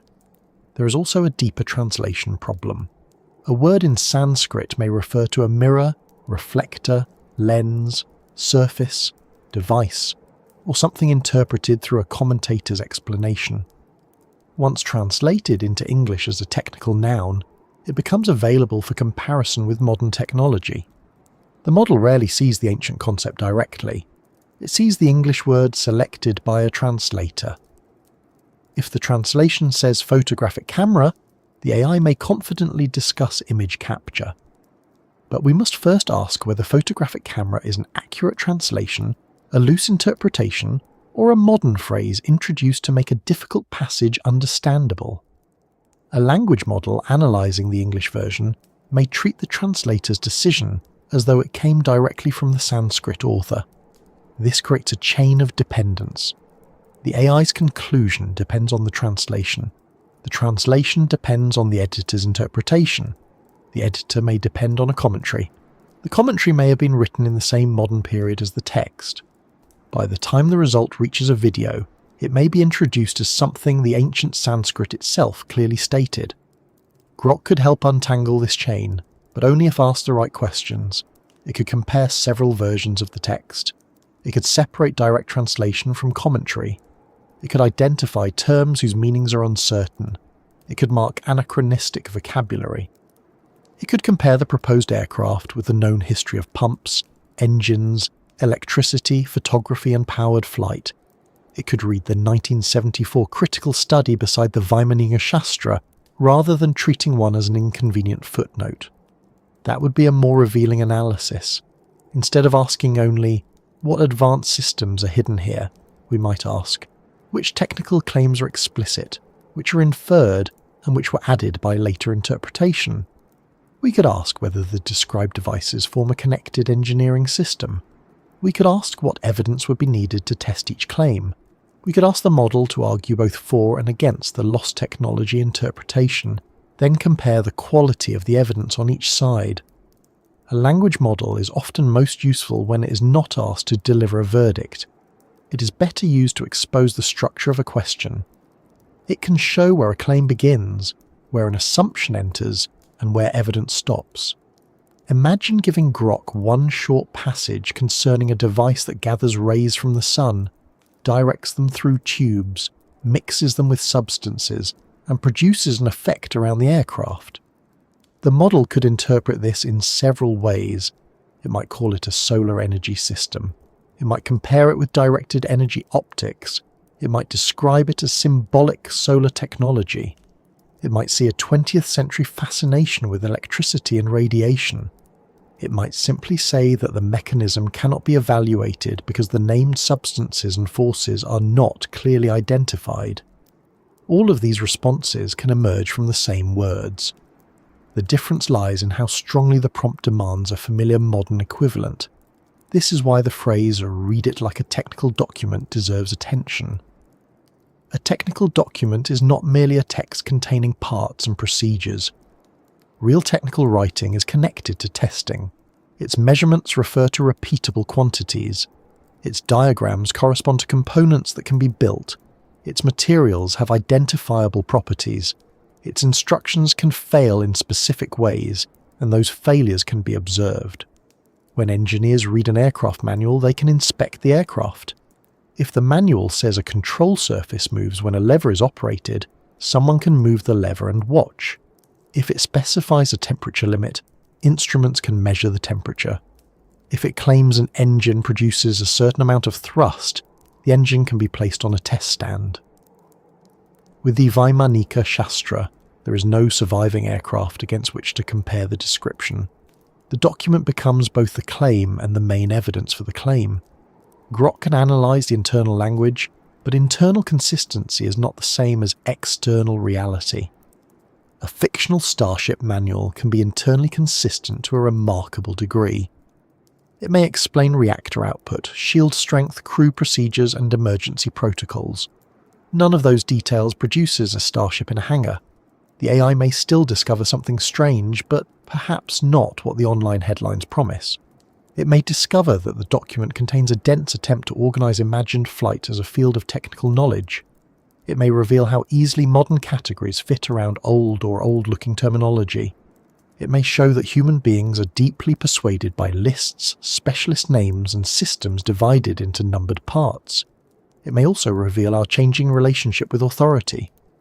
Earlier generations trusted sages, manuscripts, and sacred tradition. Modern audiences often trust computers. Join the two together, and the claim acquires a double protection. The ancient sage supplies age and mystery. The artificial intelligence supplies speed and modern objectivity. The conclusion seems to arrive from both the distant past and the technological future, meeting conveniently in the middle where questions are sometimes asked to remove their shoes before entering. Yet neither authority can replace evidence. An ancient attribution must be supported by manuscript history. An AI conclusion must be supported by transparent sources, reproducible prompts, and careful reasoning. Without those things, Grok discovered may mean only that someone asked Grok a suggestive question and received an interesting answer. There is nothing wrong with performing that experiment. Asking a model to reinterpret a strange text can be creative and illuminating. It may generate hypotheses worth examining. It may notice repeated structures. It may help scholars search large collections. The mistake would be treating the generated interpretation as confirmation of ancient machinery. A useful AI analysis should increase the number of careful questions, not quietly retire them. Did the model receive the Sanskrit or only an English translation? Which edition was used? Were the 20th century illustrations included? Did it distinguish the epics from the Vaimanika Shastra? Did it search the web? And if so, which websites shaped the answer? Was it instructed to be skeptical? Did it cite the critical engineering study? Did it identify uncertainty or translate every obscure term into the nearest modern technology? Without this information, the dramatic conclusion cannot be reproduced. Another user could enter a different prompt and receive a different aircraft. One analysis might produce ion propulsion. Another might identify steam power. A third could interpret the same passage as ritual symbolism. The model is not uncovering a metal object buried beneath the grammar. It is constructing the most plausible response within the frame it has been given. The real value of the exercise may lie in comparison. Place the AI-generated technical interpretation beside the original passage. Mark every word that comes directly from the text. Then mark every modern term supplied by the model. The space between those two layers is where the mystery actually lives. Perhaps the text says that a mirror detects hostile activity. The model calls it radar, but radar uses radio waves, transmitters, receivers, timing systems, and signal processing. If none of those are described, radar is an analogy, not an identification. Perhaps the text describes concealment using darkness, smoke, or reflected light.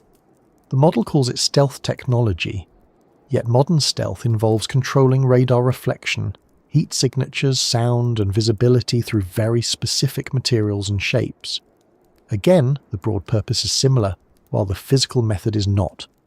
A shield is not automatically an electromagnetic defense system. A glowing tube is not automatically a laser. A spinning wheel is not automatically a turbine. A substance called powerful is not automatically nuclear fuel.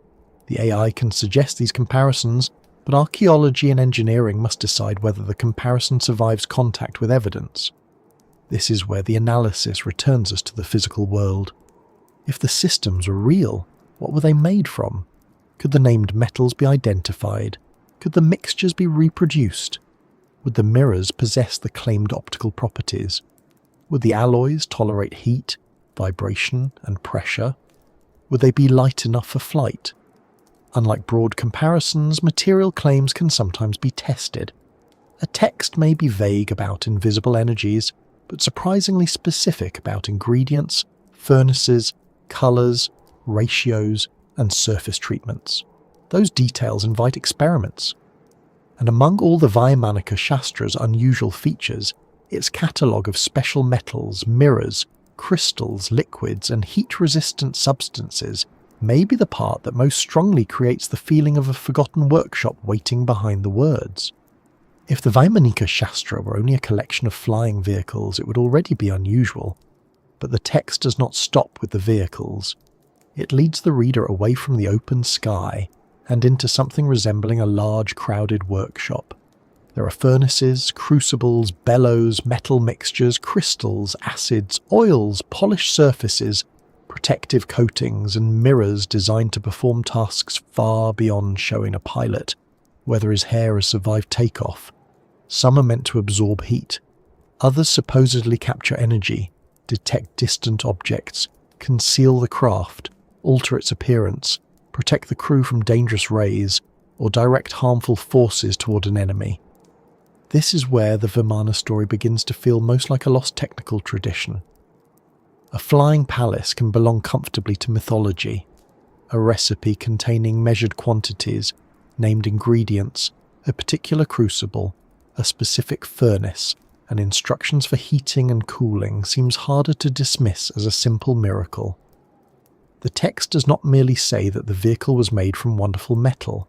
It introduces families of metals, divides them into classes, names their properties, and explains how they should be combined.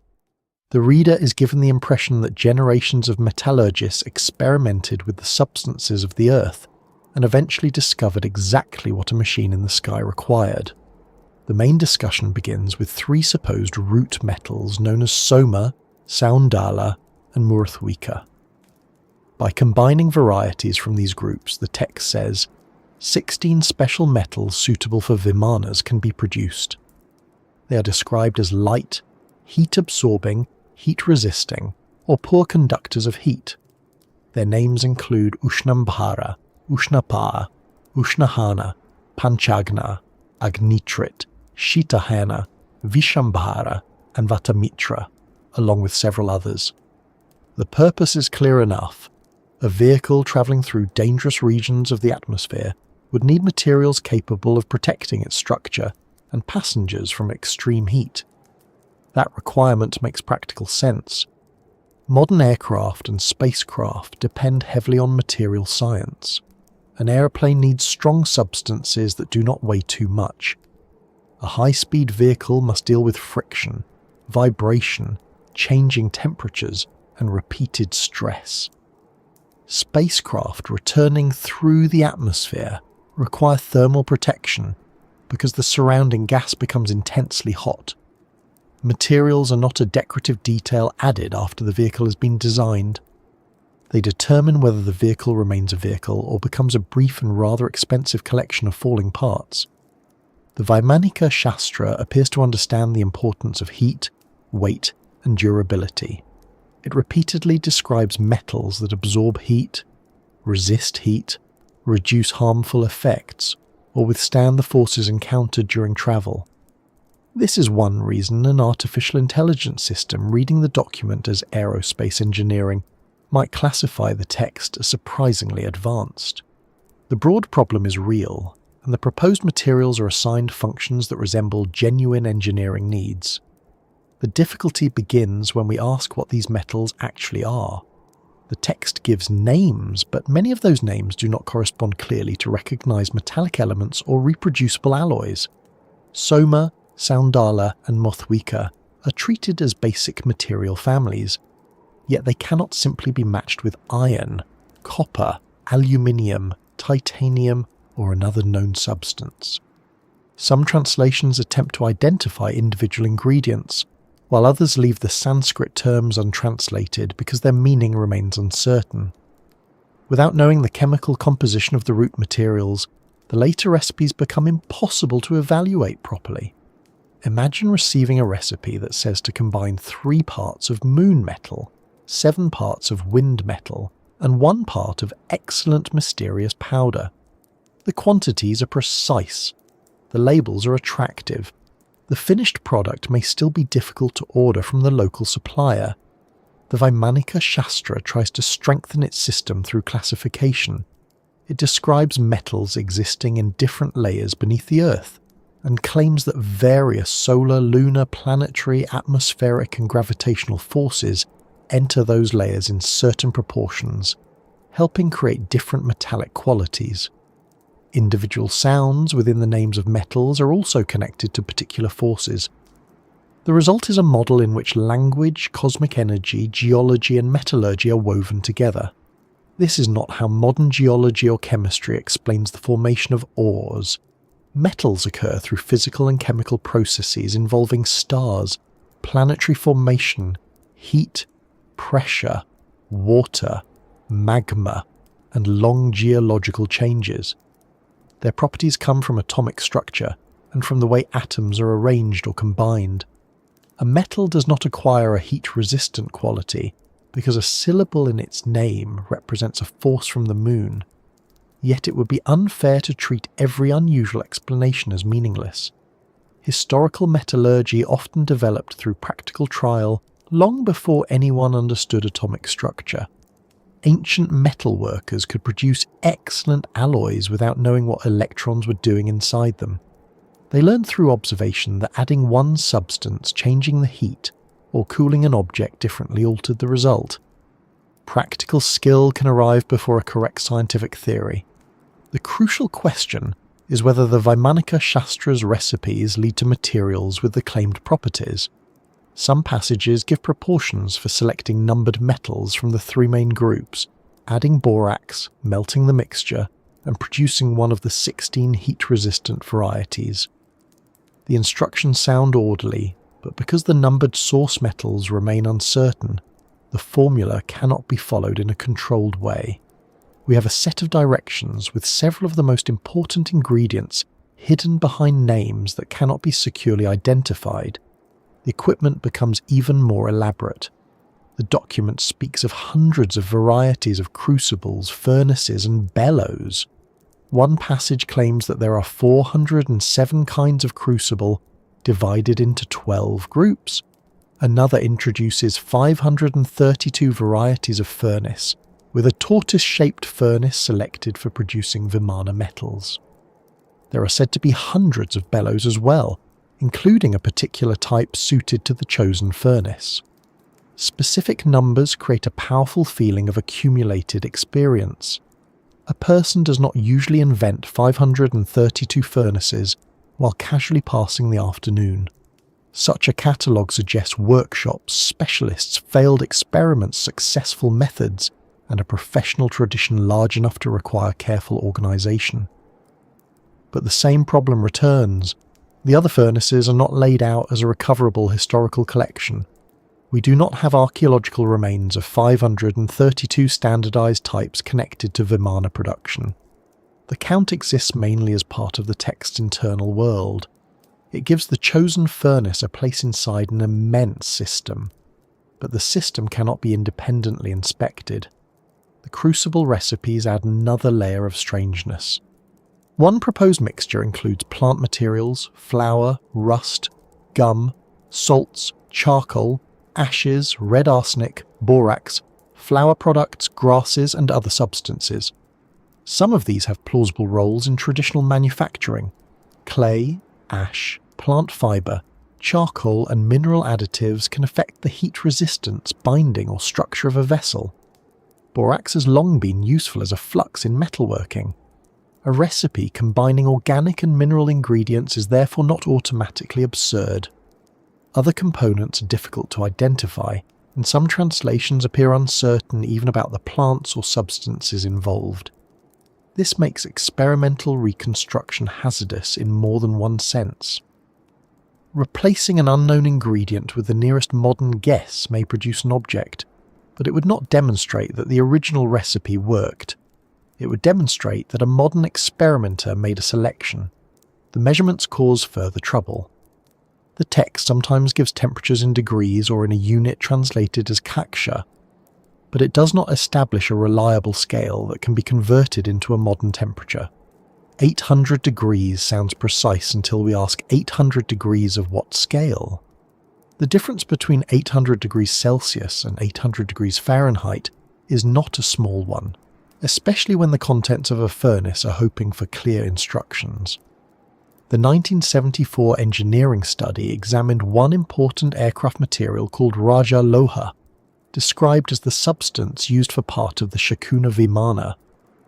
According to the researchers' reading, the proposed material combined ammonium chloride, Bengal gram, benzoin, mercury, borax, mica, silver, and a mixture called panchamrita before being heated to 800 kaksha. The study noted the recipe but found no reason to regard the resulting substance as a verified aerospace metal. More broadly, the researchers argued that the document gave considerable attention to materials and machinery, while providing little understanding of the aerodynamic principles required for flight. This is an important distinction. A material may possess an interesting property and still be useless for an aircraft. It might be strong but far too heavy. It might resist heat but shatter under vibration. It might reflect radiation but corrode in moisture. Engineering does not require a single impressive quality. It requires several qualities to exist together within practical limits. Modern aerospace alloys are tested repeatedly. Samples are stretched, compressed, heated, cooled, bent, struck, and exposed to fatigue. Engineers measure density, melting point, thermal expansion, conductivity, corrosion, and strength. A material earns its place on an aircraft after surviving a rather unfriendly series of examinations. The metals of the Vaimanika Shastra have not passed through such a chain of evidence. They remain named materials with attributed properties. No authenticated sample from an ancient Vimana has been recovered. No identified alloy has been shown to match the recipe and perform as claimed. The text gives us the promise of metallurgy without the surviving metal. Then come the mirrors, and the workshop becomes stranger still. The word darpana is commonly translated as mirror, though some of the objects function more like lenses, screens, reflectors, sensors, energy collectors, or weapons. 7 major varieties are listed. The English translation calls them the Vishwakriya Darpana, Shaktiakarshana Darpana, Virupya Darpana, Kuntini Darpana, Pinjula Darpana, Guhagarbha Darpana, and Rodri Darpana. Each is assigned a different purpose within the Vimana. The Vishwakriya Darpana is perhaps the most immediately modern sounding. It is translated as a television mirror and is supposed to sit on a revolving support near the pilot. From there, it allows the operator to observe fine details of events occurring outside on every side of the craft. Read in technical language, it resembles a panoramic surveillance system. A modern analyst might compare it with an external camera array, a rotating optical sensor, or a display that provides the pilot with awareness beyond the normal field of view. Its recipe is far less familiar. The translated list includes mercury, mica, red lead, pearl dust, granite sand, salts, lead, sea foam, coal, snake skin, fish eyes, parts associated with an eagle, tree bark, and several substances whose identities are uncertain. These ingredients are purified, measured, placed into a special crucible, heated, and poured into a mirror mould. The finished surface is then said to reproduce minute details of outside phenomena.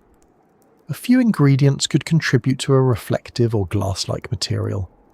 Lid compounds, silica-rich sand, minerals, and metallic substances have all played roles in glass-making, pigments, mirrors, and ceramics. Mica forms thin reflective sheets and tolerates heat. Mercury was historically used in some mirror-making processes much later, though it presents serious dangers. The presence of recognizable substances gives the recipe a foothold in real material practice. Fish eyes and snake skin are more difficult to place inside an optical instrument. They might represent misunderstood terms, ritual additions, symbolic ingredients, organic sources used during processing, or simply part of an imaginative formula. Without securely identifying every term and reproducing the procedure, we cannot know. Even a shiny result would not produce television. A polished surface can reflect an image occurring directly before it. A periscope can redirect a view through arranged mirrors. A lens can magnify. But seeing events on all sides of a closed aircraft requires either windows, optical pathways, cameras, transmitted signals, or another defined method of carrying information. The recipe describes the material of the mirror, not the complete information system that would make panoramic remote observation possible. The English phrase television mirror also deserves caution. Television is a modern term loaded with electrical transmission, image scanning, signals, receivers, and screens.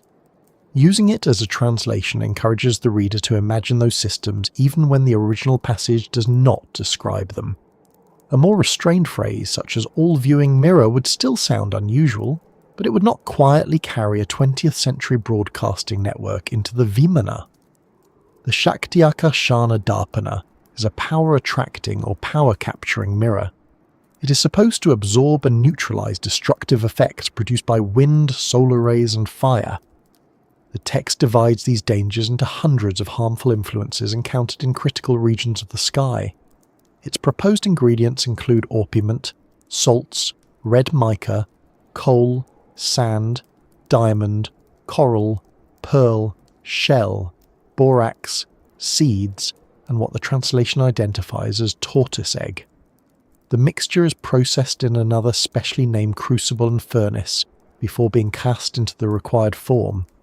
At the level of purpose, this sounds like thermal shielding or radiation protection. Reflective coatings really can reduce absorbed heat. Certain materials can block or scatter portions of the electromagnetic spectrum. Layered surfaces can protect vehicles from intense environments. Once again, the problem is not the need. It is the unsupported leap from a list of ingredients to the extraordinary performance assigned to the finished object. The Virupya Darpana goes further. It is an appearance-changing mirror meant to transform how the Vimana looks to an attacker. The text associates it with frightening shapes, including fire, water, storms, animals, and enormous birds. Enemy crews may be terrified, confused, rendered unconscious, or persuaded to retreat. A modern technical reading might call this active camouflage, holographic projection, electronic deception, or psychological warfare. But those labels import mechanisms that the passage does not demonstrate. Smoke, reflected light, projected images, unusual paint, and carefully directed glare can certainly alter the appearance of an object. Creating large moving forms around an aircraft under combat conditions would require a far more complete system than a named mirror and a material recipe. The Pinjala Darpana is connected with protection against rays that could blind the pilot. Its translated ingredients include goat's milk, red lead, salts, sand, gum, borax, mercury, copper, lead, plant substances, husk, and orpiment. These are heated and cast to produce the protective mirror. Here the basic need is again reasonable. Pilots require protection from glare and intense sunlight. Tinted glass, visors, filters, coatings, and carefully designed windows serve that function today. An old text imagining a protective optical surface is not remarkable by itself. The unusual part is the claim that this particular mixture would defend against several named harmful forces without any measured account of which wavelengths it absorbs or transmits. The Guhagarbha Darpana is presented not merely as protection, but as a way to gather harmful forces from the interaction of clouds, wind, sunlight, and electricity, then project those forces toward enemy vehicles. The passage describes immense numbers of currents, waves, and disease-producing effects. Its recipe again mixes minerals, metals, plants, oils, bones, mercury, rust, phosphorus, sand, and several uncertain substances. This is the kind of device an AI system might identify as a directed energy weapon. It attracts environmental energy, stores or concentrates it, and sends it toward a target. Yet the technical path between those stages is missing. What form of energy is gathered? How is it converted? Where is it stored? How is it aimed? What prevents it from harming the Vimana carrying the device? The language describes a chain of intentions, but not a measurable chain of operation. Elsewhere, the text introduces materials such as tamogarbha loha, translated as a darkness-impregnated alloy. It is used in a mechanism associated with producing darkness or concealment. There are also crystals meant to capture reflections, varnishes intended to reproduce images, and prepared cloth surfaces compared in translation with a cinematograph screen. One proposed crystal combines magnets, sand, borax, ivory, mercury, copper, vermilion, iron pyrites, plant materials, and animal products before being baked in a special furnace. A varnish is then spread on a cloth so that images of objects or hidden dangers can supposedly appear upon it. To a modern audience, this collection resembles stealth coatings, magnetic sensors, projection screens, reconnaissance cameras, and underground detection equipment. The names and assigned functions line up neatly with familiar technologies. The ingredients do not. It is tempting to say that these are materials that should not exist, but that phrase needs careful handling. No verified impossible alloy has been recovered. No physical sample has appeared with properties beyond modern science. What exists is a text claiming that certain mixtures produce extraordinary substances. That is a very different thing. A material that genuinely should not exist would be one we could examine, measure, and find impossible to explain. Here, we have the explanation without the material. We have names without specimens, recipes without reliably identified ingredients, and claimed effects without controlled demonstrations. Still, the recipes reveal something important about the mind behind the document. The author or transmitter understood that machines depend on material preparation. Extraordinary functions were not assigned to plain iron or ordinary glass. The Vimana required substances manufactured through specialized knowledge. Different effects demanded different ingredients, different furnaces, different temperatures, and different processing methods. The imagined technology had a supply chain. That level of organization is more interesting than a simple magical object. It places the marvel inside a system of labor. Miners must obtain the minerals, gatherers must collect plants and animal products, specialists must purify ingredients, metal workers must operate furnaces, craftspeople must cast mirrors and shape components. Someone must inspect the finished result and install it in the correct position. The text may not describe workable aerospace materials, but it imagines technology as something produced through procedure rather than summoned through a single wish. This may reflect a meeting between older traditions of alchemy, metallurgy, medicine, ritual recipes, and the machinery of the early 20th century. Indian alchemical and metallurgical traditions had long worked with mercury, minerals, metals, plants, furnaces, purification stages, and carefully ordered mixtures. Modern inventions added electricity, photography, engines, pumps, screens, and powered flight. The Vaimanika Shastra brings those worlds together. A mirror can be both an alchemical product and a surveillance device. A metal can be created through cosmic forces and used as an aircraft skin. A crystal can capture reflections while sitting beside gears and wires. The result is neither a straightforward ancient manual nor ordinary mythology. It is a hybrid technical imagination, filled with real materials, uncertain translations, symbolic substances, mechanical language, and extraordinary claims. And materials alone do not fly the vehicle. Someone must know where every mirror belongs, which switch activates it, what danger it is meant to detect, and how the craft should move when the sky becomes hostile.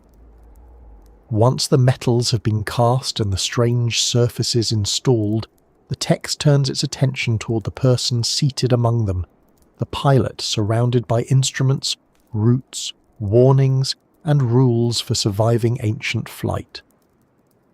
Once the metals have been prepared, the mirrors polished, and the mysterious instruments fitted into their appointed places, the Vimana still requires one final component. Someone has to sit inside it and persuade the entire arrangement to leave the ground without immediately returning in a less organised condition. In the Vaimanika Shastra, that person is not treated as an ordinary driver. The pilot is expected to be part engineer, part navigator, part weather observer, part military operator, and occasionally something closer to a practitioner of secret knowledge. Flying the machine is not simply a matter of pointing it toward the horizon and hoping the sky remains cooperative. The text describes a qualified pilot as one who understands the secrets of the Vimana. In some translations, the person is called a Rahasyajna Adhikari, meaning someone authorized through knowledge of hidden principles. The word secret appears again and again. There are 32 secrets that the pilot is supposed to master before taking control. These include methods for starting and stopping the craft, climbing, descending, changing direction, reducing or expanding its apparent form, concealing it, observing distant objects, hearing sounds from other vehicles, detecting danger, frightening enemies, and protecting the machine from hostile forces. Read quickly, this sounds like the training program for an advanced military aviator. The pilot must know the aircraft's controls, its sensors, its defensive equipment, its environmental limits, and the correct response when something unfriendly appears nearby. There is even an emphasis on preparation before flight. A person cannot simply admire the shining vehicle, climb aboard, and ask which button controls the clouds. Modern pilots also spend years learning far more than how to steer. They study weather, navigation, engines, instruments, emergency procedures, communication, fuel planning, and the limits of the aircraft. They learn what happens when visibility disappears, when wind changes direction, when an instrument gives an unreliable reading, or when a bird makes a deeply unfortunate decision. The idea that a flying machine requires a specially trained operator is therefore completely reasonable. The unusual part lies in what some of the 32 secrets are supposed to accomplish and how they are said to work. One secret concerns making the Vimana invisible. Another involves causing it to appear like a cloud. There are methods for altering its shape in the eyes of an observer, creating frightening images around it, producing darkness, and confusing the crew of an enemy craft. The pilot may be able to hear conversations taking place elsewhere, view objects beneath the ground, detect approaching vehicles, or render an opponent unconscious through directed fumes or energy. A modern technical reading can translate these into familiar categories. Invisibility becomes stealth. Cloud-like appearance becomes camouflage. Frightening images become psychological warfare or visual projection. Hearing distant conversation becomes electronic surveillance. Seeing beneath the ground becomes remote sensing. Detecting an approaching craft becomes radar. Incapacitating another pilot becomes a chemical or directed energy weapon. The classifications sound impressive, because the functions really do resemble modern military concerns. Aircraft designers try to reduce visibility. Pilots need warning of approaching threats. Reconnaissance systems observe the ground. Electronic equipment intercepts signals. Defensive systems attempt to confuse tracking devices. Yet a shared purpose does not establish a shared technology. A blanket and a modern thermal shield both keep something warm, but they do not work in quite the same manner. In the same way, a passage about concealment does not automatically describe radar-absorbing material. A device that allows a pilot to hear distant voices is not necessarily a radio receiver. The text assigns an ability. It does not always provide a physical process that would produce that ability. Some secrets rely on mechanical actions. Others use mirrors, smoke, light, heat, prepared oils, electrical force, atmospheric currents, or substances placed into special devices. Still others depend on mantras or powers understood through the text's wider spiritual and technical worldview. The pilot's knowledge is therefore not divided neatly into engineering on one side and magic on the other. The two are mixed together. This is one of the reasons the Vaimanika Shastra is so difficult to classify. In a modern aircraft manual, the pilot is not usually told to combine a control lever with a sacred formula while directing sunlight through an alchemical mirror. The pilot relies on measured systems whose behavior can be tested. In the Vaimanika Shastra, material devices and hidden knowledge cooperate. A mirror may require a special alloy, but its successful operation may also depend on the pilot understanding the secret associated with it. That arrangement would have felt less unusual in a culture where specialized crafts were often surrounded by restricted instruction. Knowledge could be passed from teacher to student, guarded by professional groups, expressed in compressed verses, or protected through ritual. A metalworking procedure might be both practical and sacred. Medicine, astronomy, architecture, and alchemy could include technical observation alongside philosophical or spiritual explanation. The idea of secret pilot training may therefore tell us something about how knowledge was imagined, even if it does not prove that the aircraft existed. An extraordinary machine would naturally require an extraordinary operator. The person entrusted with it would need discipline, memory, courage, and access to information unavailable to the ordinary public. The text is also concerned with what the pilot should wear. Clothing is presented as part of safe operation rather than a matter of fashion. Different seasons and atmospheric conditions supposedly require garments made from particular materials. The pilot may need protection from heat, cold, wind, harmful rays, or other dangers encountered while travelling through the sky. Again, the underlying idea is sensible. Modern flight suits protect pilots from temperature changes, fire, pressure, and physical stress. High-altitude pilots require oxygen and specialised equipment. Astronauts wear suits that create a small life support environment around the body. Even an ordinary passenger learns quickly that the temperature inside an aircraft can alternate between tropical greenhouse and refrigerated cupboard without warning. The Vaimanika Shastra's clothing instructions, however, belong to its own material system. Garments may be produced from unusual plant fibres, treated skins, specialised cloth, or substances prepared to resist the environmental forces named in the text. The descriptions do not provide evidence of pressure suits or oxygen systems in the modern sense. They show that the author understood a basic problem. The sky may not be a comfortable place for an unprotected human being. The same concern appears in the rules about food. The pilot is advised to eat particular meals depending on season, health, and availability. Some descriptions discuss grains, roots, fruits, milk products, and prepared foods. There are also emergency provisions for situations in which the pilot cannot obtain normal supplies. The text suggests that knowledge of edible plants may be necessary during long journeys or after landing in unfamiliar places. This may sound like a minor detail beside invisibility mirrors and flying palaces, but it contributes strongly to the document's manual-like atmosphere. A purely mythical chariot does not usually pause to discuss lunch. Heroes board, travel, and arrive. The Vaimanika Shastra imagines an operator with a body that becomes tired, hungry, cold, and vulnerable. The pilot must be maintained along with the machine. That is exactly the kind of ordinary concern that makes an extraordinary claim feel real.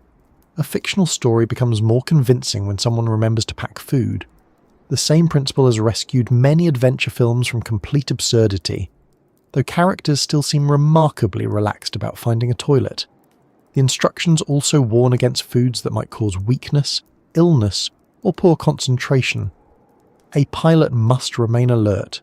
Heavy meals, unsuitable ingredients, or badly prepared food could affect judgment.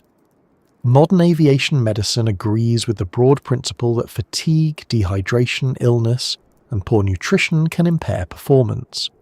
The nervous system does not become more reliable simply because the vehicle around it is expensive, yet the food rules do not prove practical aviation. They show that the document imagines flight as an extended human activity requiring routine. It creates a world in which Vimanas are used often enough for pilots to need diets, clothing, schedules, routes, and emergency preparation. Routes through the sky form another major part of this imagined system. The Vaimanika Shastra divides the atmosphere into regions and describes pathways along which Vimanas can travel. These are sometimes presented as hundreds of thousands of aerial routes distributed through several layers above the Earth. Different types of movement are associated with different regions, and pilots are expected to know where dangerous forces gather. To a modern reader, the idea resembles controlled airspace or designated flight corridors. Commercial aircraft do not simply leave airports and wander toward their destination by instinct. They follow planned routes, report positions, maintain assigned altitudes, and avoid restricted areas. The sky looks empty from the ground, but aviation has filled it with invisible roads. Ancient observers could also imagine roads in the heavens. The sun, moon, planets, and stars appear to follow regular paths. Birds migrate along recurring routes. Winds arrive from familiar directions. Clouds gather in seasonal patterns. The concept of an ordered sky did not require modern air traffic control. The Vaimanika Shastra makes this order highly elaborate. It describes different atmospheric layers and names, dangerous whirlpools or disturbances involving wind, heat, cold, electricity, clouds, solar energy, and collision. The pilot must recognize these hazards and maneuver around them. Some forces might shake the vehicle, others could produce heat, darkness, loss of direction, or damage to the structure. Weather is genuinely one of the greatest dangers in aviation. Strong winds, turbulence, thunderstorms, icing, lightning, poor visibility, and sudden changes in pressure can all threaten a flight. A text imagining aerial travel would naturally need to confront them. The presence of atmospheric hazards is therefore neither surprising nor evidence of secret meteorology. What matters is whether the text describes these dangers through consistent observation. Modern meteorology explains storms through temperature, moisture, pressure, and air movement. Instruments measure wind speed, cloud structure, atmospheric pressure, and electrical activity. Forecasts can be compared with later events. The Vaimanika Shastra's categories are more difficult to connect with measurable atmospheric science. They mix recognizable phenomena with large numbers of named energies and currents that have no clear physical definition. Some may be poetic or symbolic descriptions of real weather. Others may be part of the text's invented technical vocabulary. The pilot is given a map of danger, but the map does not always correspond to the atmosphere known through modern measurement. Navigation presents a similar mixture. The text describes devices that help the pilot determine direction, observe the surroundings, detect hidden objects, and identify enemy activity. Some instruments revolve, others use mirrors, crystals, tubes, needles, smoke, light, or electrical forces. There are mechanisms associated with viewing what lies ahead, below, or around the craft. One instrument is often interpreted as a directional device. Another is said to reveal objects hidden beneath the ground. A rotating mirror supposedly gives the pilot a view in all directions. Devices may detect another Vimana through its sound, shadow, heat, or movement. Taken together, they resemble a sensor suite surrounding the pilot with information. Modern navigation depends on several overlapping systems. A magnetic compass indicates direction. Gyroscopes preserve orientation. Radio signals identify position. Satellites provide precise coordinates. Radar detects objects by sending out energy and measuring what returns. Cameras and infrared sensors reveal details beyond ordinary sight. The Vaimanika Shastra describes desired results similar to some of these systems, but it rarely supplies the complete chain needed to achieve them. A crystal said to reveal underground objects is not yet ground-penetrating radar. A mirror that shows distant activity is not yet a camera and display. A sound detector is not automatically a reliable warning system unless its range, sensitivity, and method of separating one sound from another are understood. The pilot would also face a basic problem that the text does not solve convincingly: how to know the craft's speed, altitude, attitude, and position with sufficient accuracy. A machine moving through clouds cannot rely on the horizon. A pilot may feel that the vehicle is level when it is actually turning or descending. Modern instruments exist because human senses become unreliable in flight. There are many named devices in the Vaimanika Shastra, but no clear and testable equivalent of a complete modern flight instrument panel. The text often concentrates on detecting enemies, rays, and hidden objects, while giving less attention to the ordinary measurements needed to remain safely airborne. It is possible to become so concerned about an invisibility system that one forgets to check whether the vehicle is upside down.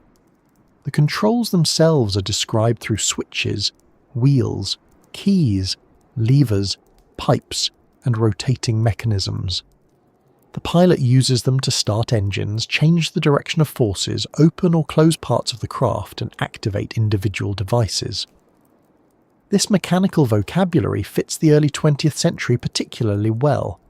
It resembles an age of industrial machinery, when complex systems were operated through visible handles, valves, wheels, pistons, and gears. The earliest aeroplanes also required direct physical control. Pilots pulled wires, moved levers, adjusted fuel, watched simple instruments, and listened carefully to the engine.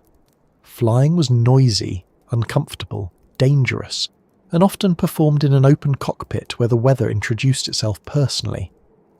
The Vaimanika Shastra was dictated during the same broad period when aviation was new and rapidly developing. Newspapers reported daring flights, aircraft designs changed from year to year. Propellers, engines, wings, and control systems were becoming part of public imagination. It is therefore not surprising that its Vimanas contained features resembling contemporary machinery. Supporters may argue that this similarity proves modern aviation rediscovered ancient principles. Critics argue that the document absorbed the mechanical language of its own age. The manuscript history strongly supports the second explanation, but the first remains attractive because it transforms resemblance into inheritance. The pilot's 32 secrets are often used to strengthen the inheritance claim. How, supporters ask, could someone imagine stealth, surveillance, aerial combat, and environmental protection before those technologies became advanced? The answer is that the functions were not difficult to imagine once powered flight and modern warfare existed. Even before aircraft, military thinkers understood concealment, observation, deception, communication, and attack. Place those ancient military goals inside a flying vehicle, and something resembling modern aerial warfare appears. The hard part is not imagining that a pilot would want to see an enemy without being seen. The hard part is building the device that makes it possible. It is also worth noticing that many of the pilot's secrets are described from the viewpoint of conflict. The sky is not treated merely as a peaceful highway. It contains rival craft, attacks, pursuit, hostile rays, dangerous gases, and methods of destruction.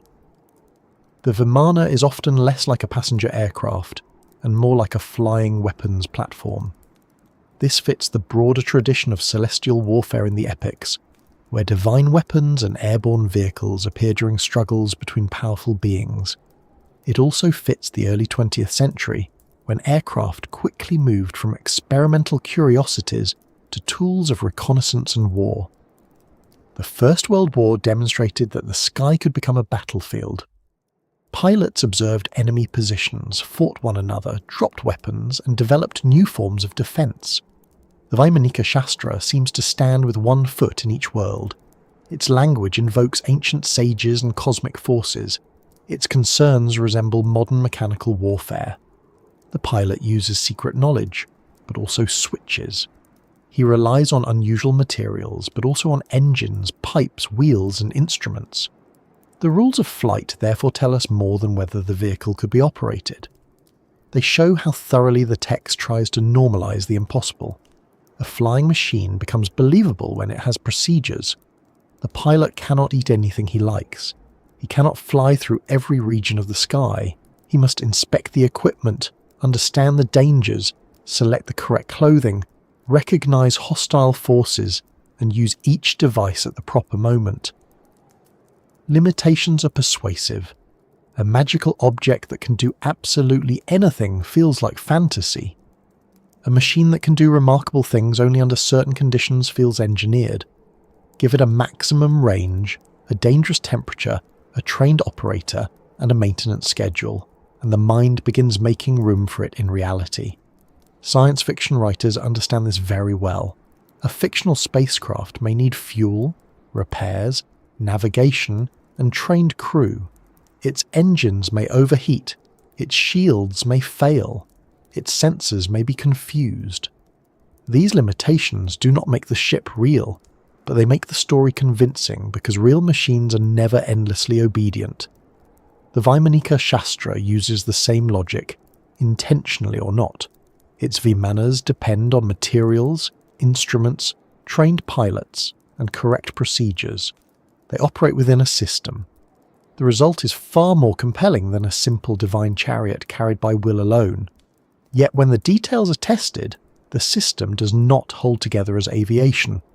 The routes cannot be verified. The instruments lack demonstrated mechanisms. The pilot's secrets combine practical concerns with supernatural effects. The aircraft designs remain aerodynamically unsound. The rules create realism, but realism is not the same as reality. Still, one part of the machine continues to dominate every retelling.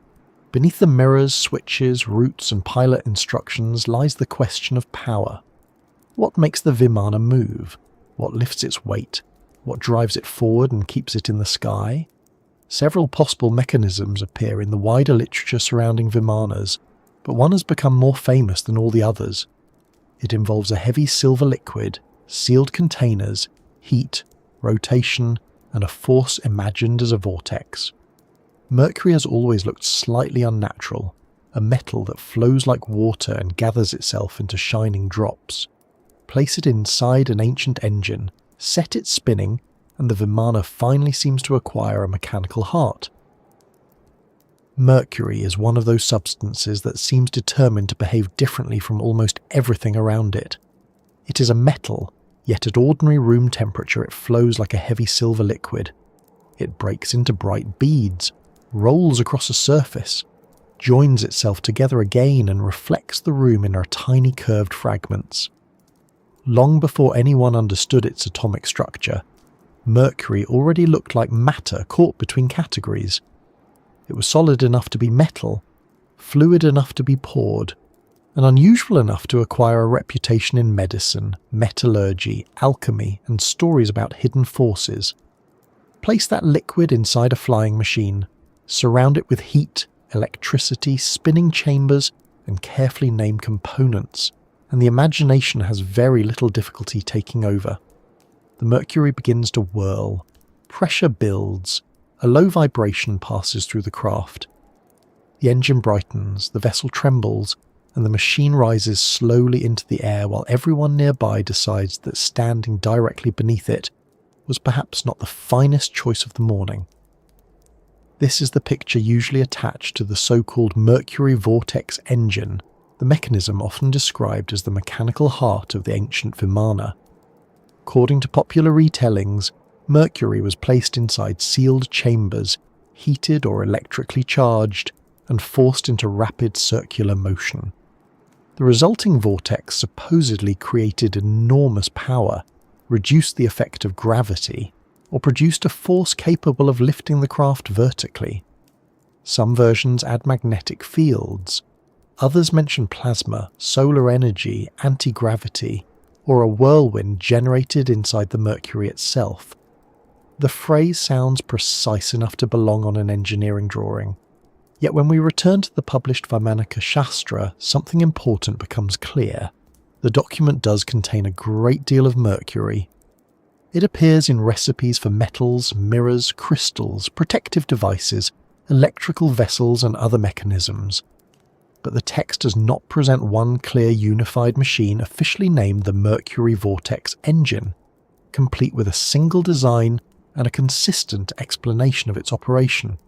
That familiar name is better understood as a modern label placed over several different descriptions that were later gathered together. This distinction may seem annoyingly careful, rather like someone interrupting an exciting ghost story to ask whether the castle actually has a basement. But it matters, because the Vaimanika Shastra proposes several different arrangements for producing movement and energy. The Shakuna Vimana includes a heat engine, steam boiler, electric generator, air suction pipes, an air-propelling mechanism, wings, a tail, heaters, and an oil tank. The Sundara Vimana is associated with gas engines, steam, oil vapour, electricity, and a pipe through which the mixed material is supposed to flow.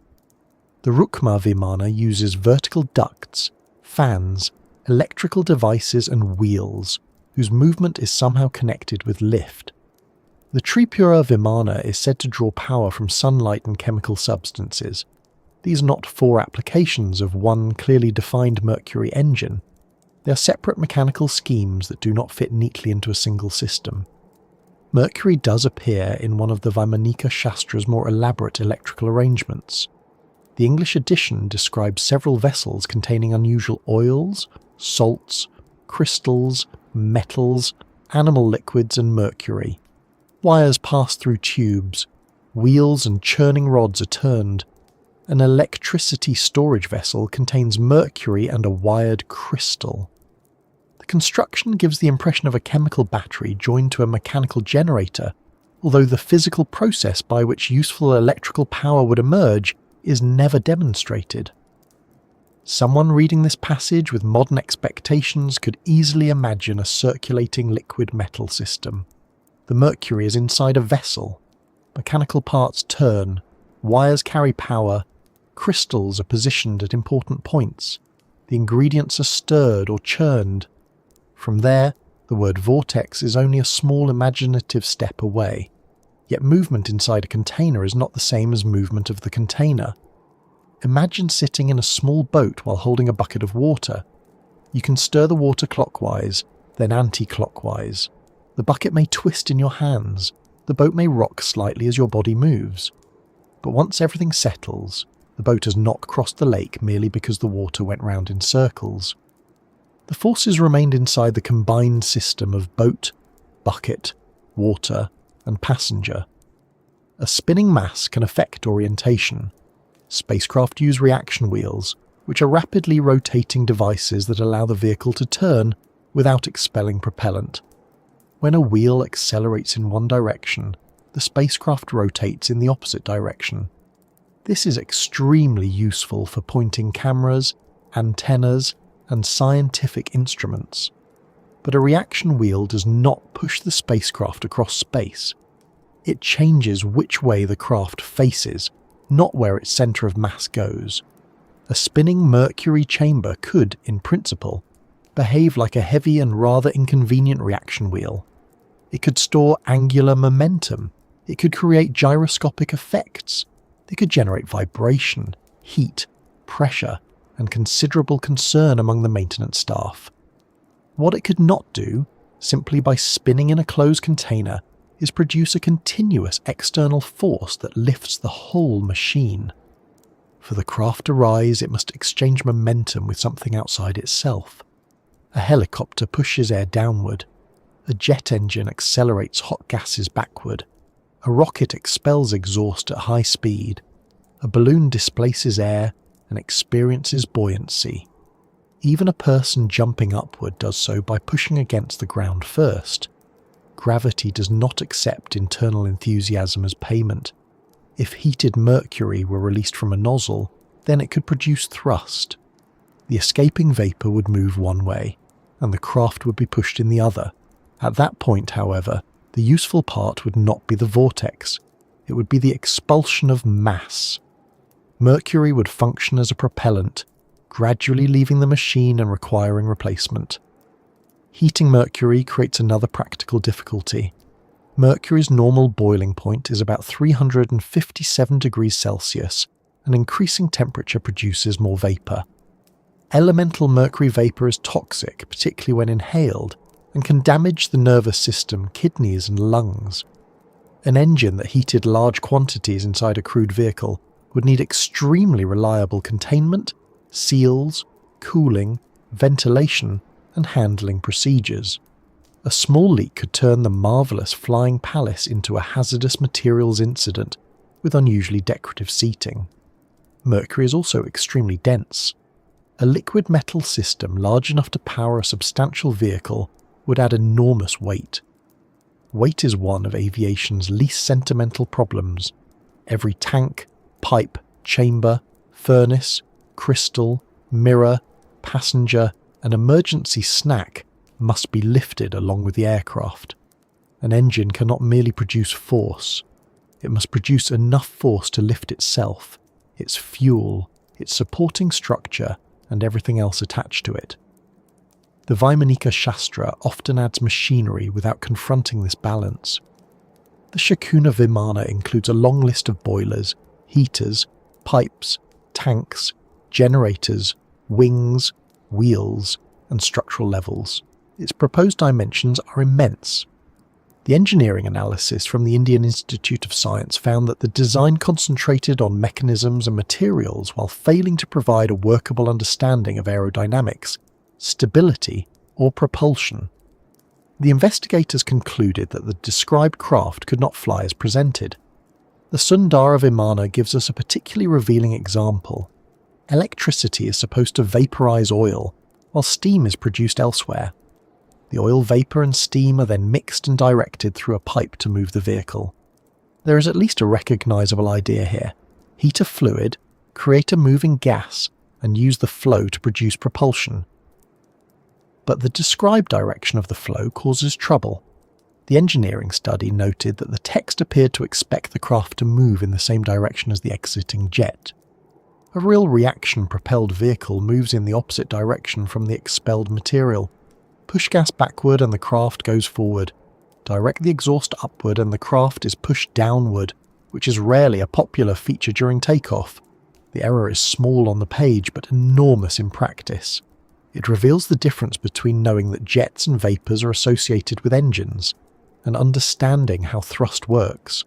Someone observing a steam engine, furnace, pump or early aircraft could combine their visible features into an impressive imagined machine. Pipes, smoke, spinning wheels, boilers and propellers create the appearance of power. But unless the forces are arranged correctly, the machine remains a collection of energetic parts disagreeing about where to go. The Mercury Vortex Engine is also linked to a different Sanskrit work, the Samarangana Sutradhara, generally associated with the 11th century ruler Bhoja. This is an extensive text dealing largely with architecture and construction, but one section discusses mechanical devices and automata. Within that discussion are brief descriptions of wooden Vimanas, including a light bird-shaped machine and a heavier temple-like one. Scholarly and modern translations of the relevant verses commonly interpret them as referring to Mercury placed near a source of heat, with the resulting power helping the vehicle rise. Here we are dealing with something genuinely older than the 20th century Vaimanika Shastra. That makes the passage historically interesting. It shows that a medieval Sanskrit author could imagine an artificial flying device in mechanical terms using wood, wings, a person inside, heat, a vessel, and a substance interpreted as mercury.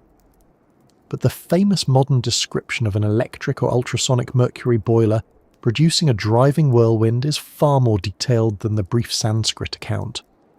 Terms such as ultrasonic, vortex engine, and anti-gravity belong to later interpretations and retellings. They give the impression that the old passage contains a complete propulsion theory, when it offers only a short and ambiguous description. The phrase Mercury Vortex Engine appears to be a modern reconstruction rather than the original name of a fully specified ancient machine. That conclusion is an inference from comparing the older text tradition with the much more elaborate language used by modern Vimana writers. The difference is rather like finding an old note that says, "Heat water in a vessel and use the force of the steam," then later discovering a documentary that calls it the Royal High Pressure Multi-Stage Thermodynamic Propulsion Core. The expanded name may describe one possible interpretation. It does not mean every part of that interpretation was written in the original note. Still, the medieval passage should not be brushed aside as meaningless. People in India had long experience with furnaces, metals, liquids, bellows, mechanical movement, and carefully constructed devices. The Samarangana Sutradhara describes automata and other machines, showing real interest in how motion could be produced and controlled. An imagined aircraft built from the mechanical ideas of its period is a significant piece of technological imagination. One possible reading is that the author pictured heated mercury, or another liquid creating vapour or pressure that contributed to movement. Another is that the mercury belonged to an alchemical model of power, rather than a practical engine. A third is that the passage compresses several ideas so tightly that later translators have supplied connections the original audience may not have understood in the same way. What we do not have is enough information to build the device. The size of the vessel is uncertain. The path of the mercury is unclear. The energy source is not quantified. There is no reliable nozzle arrangement, control system, pressure limit, structural calculation, or account of how the force would overcome the weight of the craft. The passage gives us a mechanical image, not a reproducible aircraft. At this point, supporters of the lost technology interpretation often turn to modern ion propulsion. This comparison sounds powerful because real ion engines have used mercury. If modern spacecraft can be driven by mercury ions, perhaps the Sanskrit descriptions were recording the same principle in another language. Mercury ion thrusters were indeed developed and tested during the 20th century. NASA's early electric propulsion programs used mercury as a propellant. In these engines, mercury was vaporized. ionized by electron bombardment, accelerated through electrically charged grids, and expelled as a beam. The outgoing ions produced thrust in the opposite direction. The SERT programs demonstrated Mercury ion engines in space during the 1960s and early 1970s. This is genuine technology, but it is not a Mercury Vortex engine. The Mercury does not create anti-gravity. It is not simply spun inside a sealed vessel. The system requires a discharge chamber, a source of electrical energy, ionization, high-voltage grids, propellant control, and a way to neutralize the outgoing charged beam. The engine works because Mercury ions are accelerated outward, carrying momentum away from the spacecraft. Ion propulsion is wonderfully efficient for long journeys through space, but it produces very low thrust. One NASA Mercury thruster design generated only a few millinewtons, despite requiring substantial electrical power. That gentle force can slowly alter a spacecraft's motion over months or years because there is little resistance in space, and the engine can operate for a long time. It cannot lift a large crewed vehicle vertically from Earth's surface. It would be rather like attempting to launch a palace by giving it a patient but determined nudge with one finger. Modern ion engines generally use other propellants, especially xenon, partly because mercury creates contamination and handling problems. The historical use of mercury shows that the substance can participate in a real propulsion system. It does not show that every old reference to heated mercury describes ion propulsion. This confusion comes from comparing ingredients instead of mechanisms. If two devices contain mercury, they may still operate in entirely different ways. A thermometer, fluorescent lamp, electrical switch, laboratory pump, and ion engine can all involve mercury. They do not become versions of the same machine simply because the silver liquid is present. The same applies to spinning motion. Modern engines contain rotating parts. Pumps produce vortices, turbines turn. Magnetic fields can drive conductive liquids. A liquid metal pump can circulate mercury without ordinary mechanical blades. These facts create several routes by which an ancient-sounding description can be connected to modern engineering. But each connection must be complete. What generates the magnetic field? Where does the electrical power come from? How is the liquid contained? What force leaves the machine? How does that force reach the outside environment? How much thrust is produced? How is the heat removed? How does the pilot control direction? Without answers, the comparison remains a resemblance rather than a design. There is also a common claim that rapidly rotating mercury creates a gravitational field. All matter contributes to gravity, and motion contributes to a system's total energy. But spinning an ordinary mass of mercury does not create a usable anti-gravity effect. Any relativistic gravitational influence produced by laboratory-scale rotation would be fantastically too small to lift a machine. A vessel cannot cancel Earth's gravity by encouraging a liquid metal to become dizzy. Sometimes the idea shifts from gravity to electromagnetism. Mercury conducts electricity, so perhaps an electrical current and magnetic field could create lift. Electromagnetic forces can certainly move conductive materials. Maglev trains, electric motors, and laboratory devices demonstrate that clearly. Yet those systems push against external magnetic fields, rails, coils, or expelled plasma. A sealed electromagnetic mechanism cannot produce endless upward force against empty air without interacting with something outside itself. This is the recurring rule beneath every proposed Vimana engine. The force must close its account somewhere. If the machine rises, something else must be pushed, expelled, displaced, or attracted. Engineering is remarkably strict about this, even when the engine has an excellent Sanskrit name. Could the ancient description conceal a missing part? Perhaps the text assumed that readers already understood the external mechanism. Perhaps a nozzle, wing system, or air-moving device was omitted. Perhaps the surviving passage is a condensed memory of a more complete idea. These possibilities are not impossible in the ordinary sense. Text can be damaged, technical traditions can disappear, writers can deliberately withhold information.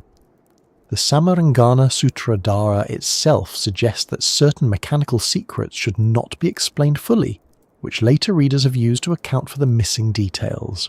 But missing information cannot be automatically filled with the most advanced mechanism available. If a passage omits the source of thrust, we cannot confidently insert ion propulsion, magnetohydrodynamics, plasma confinement, or gravity control, and then say the ancient author described it. The gap is evidence of a gap. An archaeological discovery could change the discussion. Imagine finding a sealed chamber from a securely dated ancient site, connected to pipes, electrodes, rotating equipment, and a nozzle. Suppose chemical analysis revealed mercury residues. Suppose wear patterns showed repeated operation, and associated inscriptions explained how the system was controlled. That would give researchers something physical to test. No such Vimana engine has been authenticated. There is no excavated propulsion chamber matching the popular design, no ancient grid assembly resembling an ion thruster, no workshop containing standardized aircraft components, and no surviving machine with mercury circulating through a flight system. The claim rests on literary passages, later technical texts, modern diagrams, and interpretation. A real aviation industry would probably leave more than an engine. It would require mines, furnaces, specialized ceramics, seals, wires, tools, trained builders, testing grounds, maintenance facilities, replacement parts, and procedures for handling mercury safely. Accidents would leave wreckage. Repeated leakage might leave chemical traces. Workshops would contain failed components, because no engineering tradition has ever achieved perfection without first producing a respectable heap of objects that did not work. The lack of this wider system does not make every ancient flight story worthless. It changes the question. Instead of asking only whether the engine flew, we can ask why mercury became the chosen substance at the centre of the imagined machine. Its appearance helps. Mercury seems active even while resting. It moves in compact shining beads, it reflects light.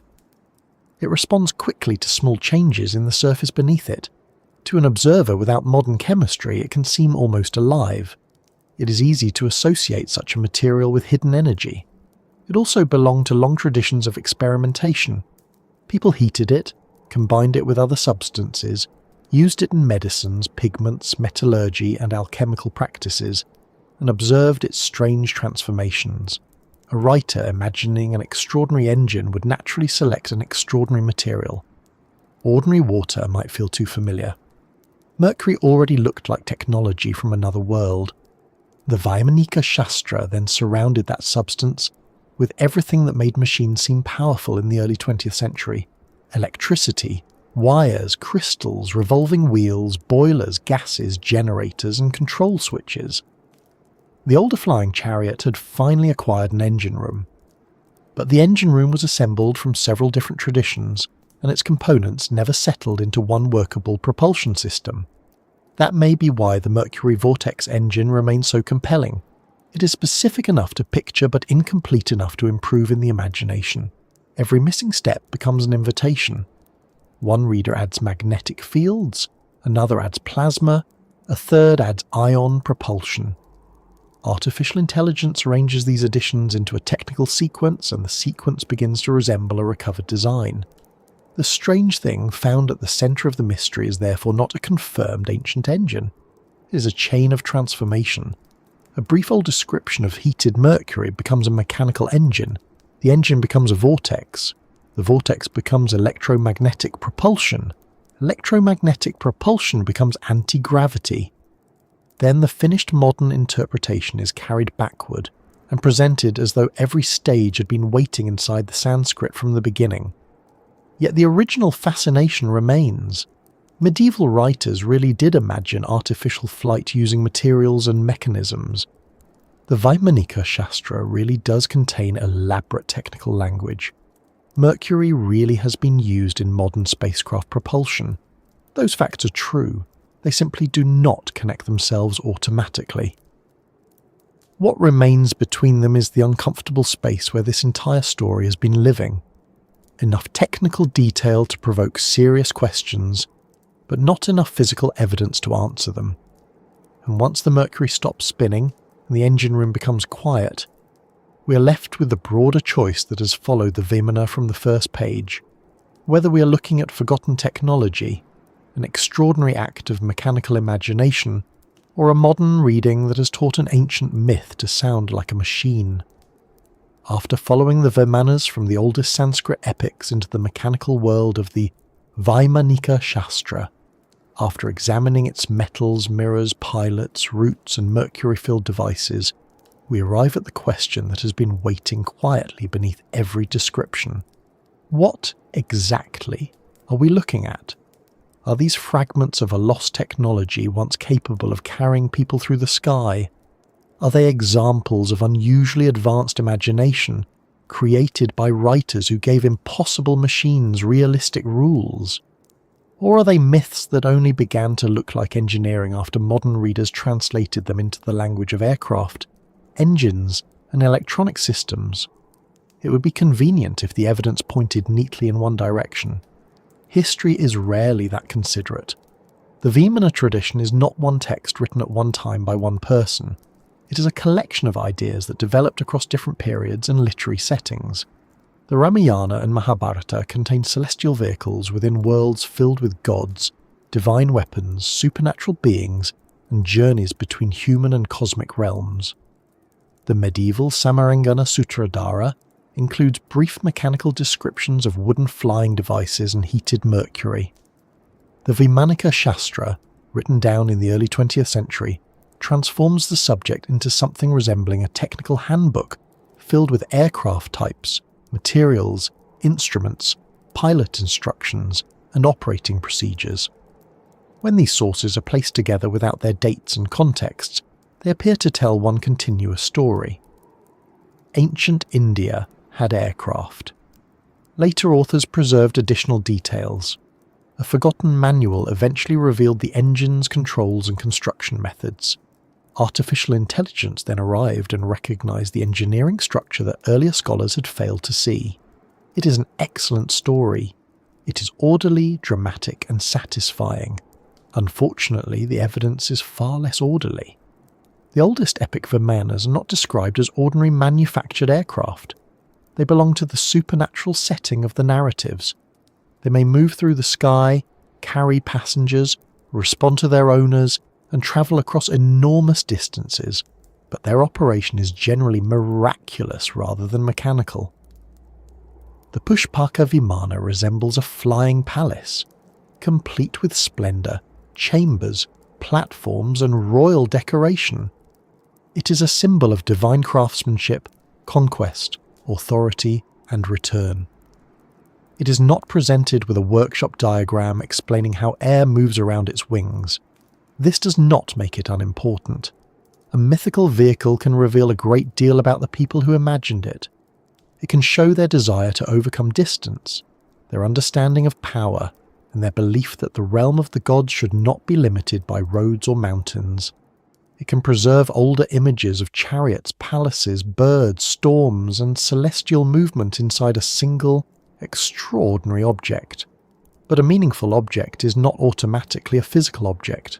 Human beings often imagine functions long before they can build the machinery required to perform them. Stories described artificial servants before robots existed. People imagined journeys to the moon long before rockets. Legends included mirrors that revealed distant events centuries before television.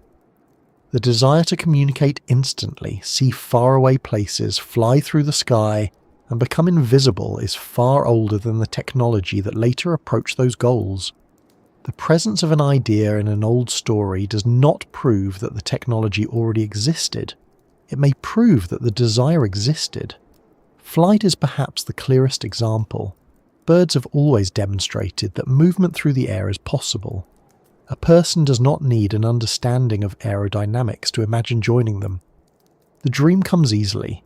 The difficult part is building a machine light enough, strong enough, stable enough, and powerful enough to remain under control once the ground is no longer available for support. That is where the Vaimanika Shastra faces its greatest problem. It offers an enormous amount of detail, but detail alone is not engineering. The aircraft contain many components, yet the components do not form a reliable physical system. The metals have names and recipes, but their identities and properties cannot be verified. The mirrors have impressive functions, but no demonstrated mechanisms. The pilots have rules, but many rely on forces that cannot be measured. The engines include heat, vapour, electricity, wires, mercury, oils, pipes, and revolving parts, but they do not produce a clear and workable account of lift and thrust. The Indian Institute of Science Study, published in 1974, examined the available text and diagrams as engineering proposals. Its authors concluded that the aircraft could not fly as described. They found serious problems with shape, stability, propulsion, and aerodynamic understanding. This was not the verdict of historians refusing to consider unfamiliar knowledge. It was an attempt by engineers to treat the document seriously enough to ask whether the machines would work. That distinction matters. Dismissing a text without reading it would be careless. Reading it, calculating what its designs would do, and concluding that they would not fly is a different process. Supporters sometimes argue that the researchers judged the Vimanas using modern assumptions, and may have overlooked a lost physical principle. Perhaps the aircraft used an energy source unknown to us. Perhaps the Sanskrit terms were translated incorrectly. Perhaps the diagrams were incomplete. Perhaps the machines relied on a type of gravity control that modern physics has not discovered.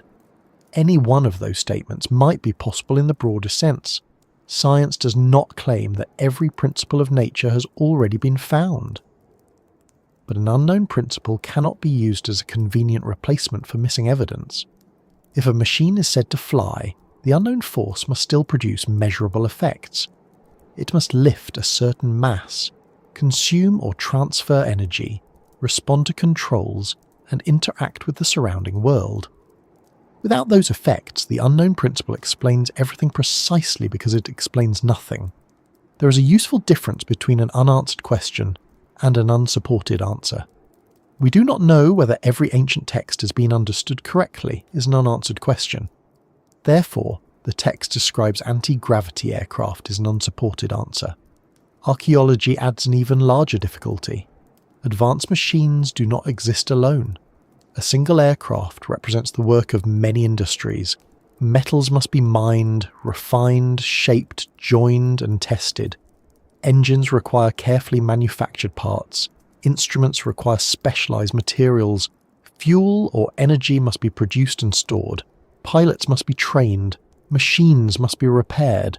Workshops need tools. Failed experiments leave waste. Accidents leave wreckage. Repeated operation leaves buildings, roads, storage areas, records, and chemical traces. A civilization capable of operating large fleets of advanced aircraft would create a technological landscape around them. Even if every complete vehicle disappeared, parts of that wider system should remain. Nothing of this kind has been securely identified. No ancient Vimana engine has been excavated. No confirmed aircraft component has appeared in a datable archaeological setting. No manufacturing complex has been found producing the unusual alloys described in the Vaimanika Shastra. No wreckage field contains standardized parts belonging to machines that travel through the air. No sealed pilot chamber has been recovered with control systems, navigation instruments, and Mercury propulsion equipment still in place. This absence is not a minor inconvenience. It is one of the central facts of the subject. Some lost technologies leave surprisingly little behind, especially when they use perishable materials. Wooden machines decay, metals are recycled, buildings collapse, written records disappear. Yet an aviation system advanced enough to perform the feats claimed for Vimanas would involve more than wood and a few reusable pieces of metal. It would require a level of precision, energy control, and organization that should affect many areas of society. The absence becomes even more important when compared with technologies we know ancient India genuinely possessed. Archaeology has revealed sophisticated urban planning, drainage, wells, water management, shipbuilding, architecture, ironworking, steel production, textiles, mathematics, astronomy, and medicine. These achievements are supported by objects, buildings, inscriptions, manuscripts, workshops, and patterns that can be studied across time. Real ancient knowledge does not become less impressive because it did not include modern aircraft. The ability to construct reservoirs, calculate astronomical movements, produce specialized steel, or build vast stone temples required deep skill. Treating these accomplishments as insufficient unless they're joined by anti-gravity machines creates a strange standard. It suggests that ancient people deserve respect only when they resemble a modern technological civilization. They deserve to be understood as themselves.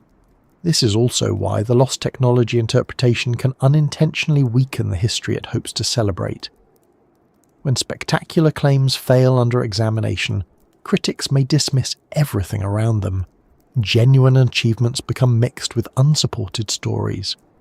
Instead of correcting the old habit of underestimating Indian science, the discussion becomes trapped between exaggeration and ridicule. A more careful account can recognize both truths. Ancient and medieval India produced major intellectual and technological achievements. The evidence does not currently show that those achievements included powered aircraft. The Vaimanika Shastra is fascinating even after ancient aviation is removed from it. Its documented history places it in a period when powered flight was becoming one of the defining technologies of the modern world. The text was dictated during the early 20th century, when aeroplanes had moved from fragile experiments to military machines and public symbols of the future. Engines, propellers, electricity, wireless communication, photography, and mechanical industry were changing what people believed machines could do. At the same time, India remained under British colonial rule. European writers had often presented Western science as the product of a uniquely advanced civilization, while describing colonized cultures as passive, irrational, or trapped in the past. Recovering ancient scientific knowledge could become a way of resisting that story.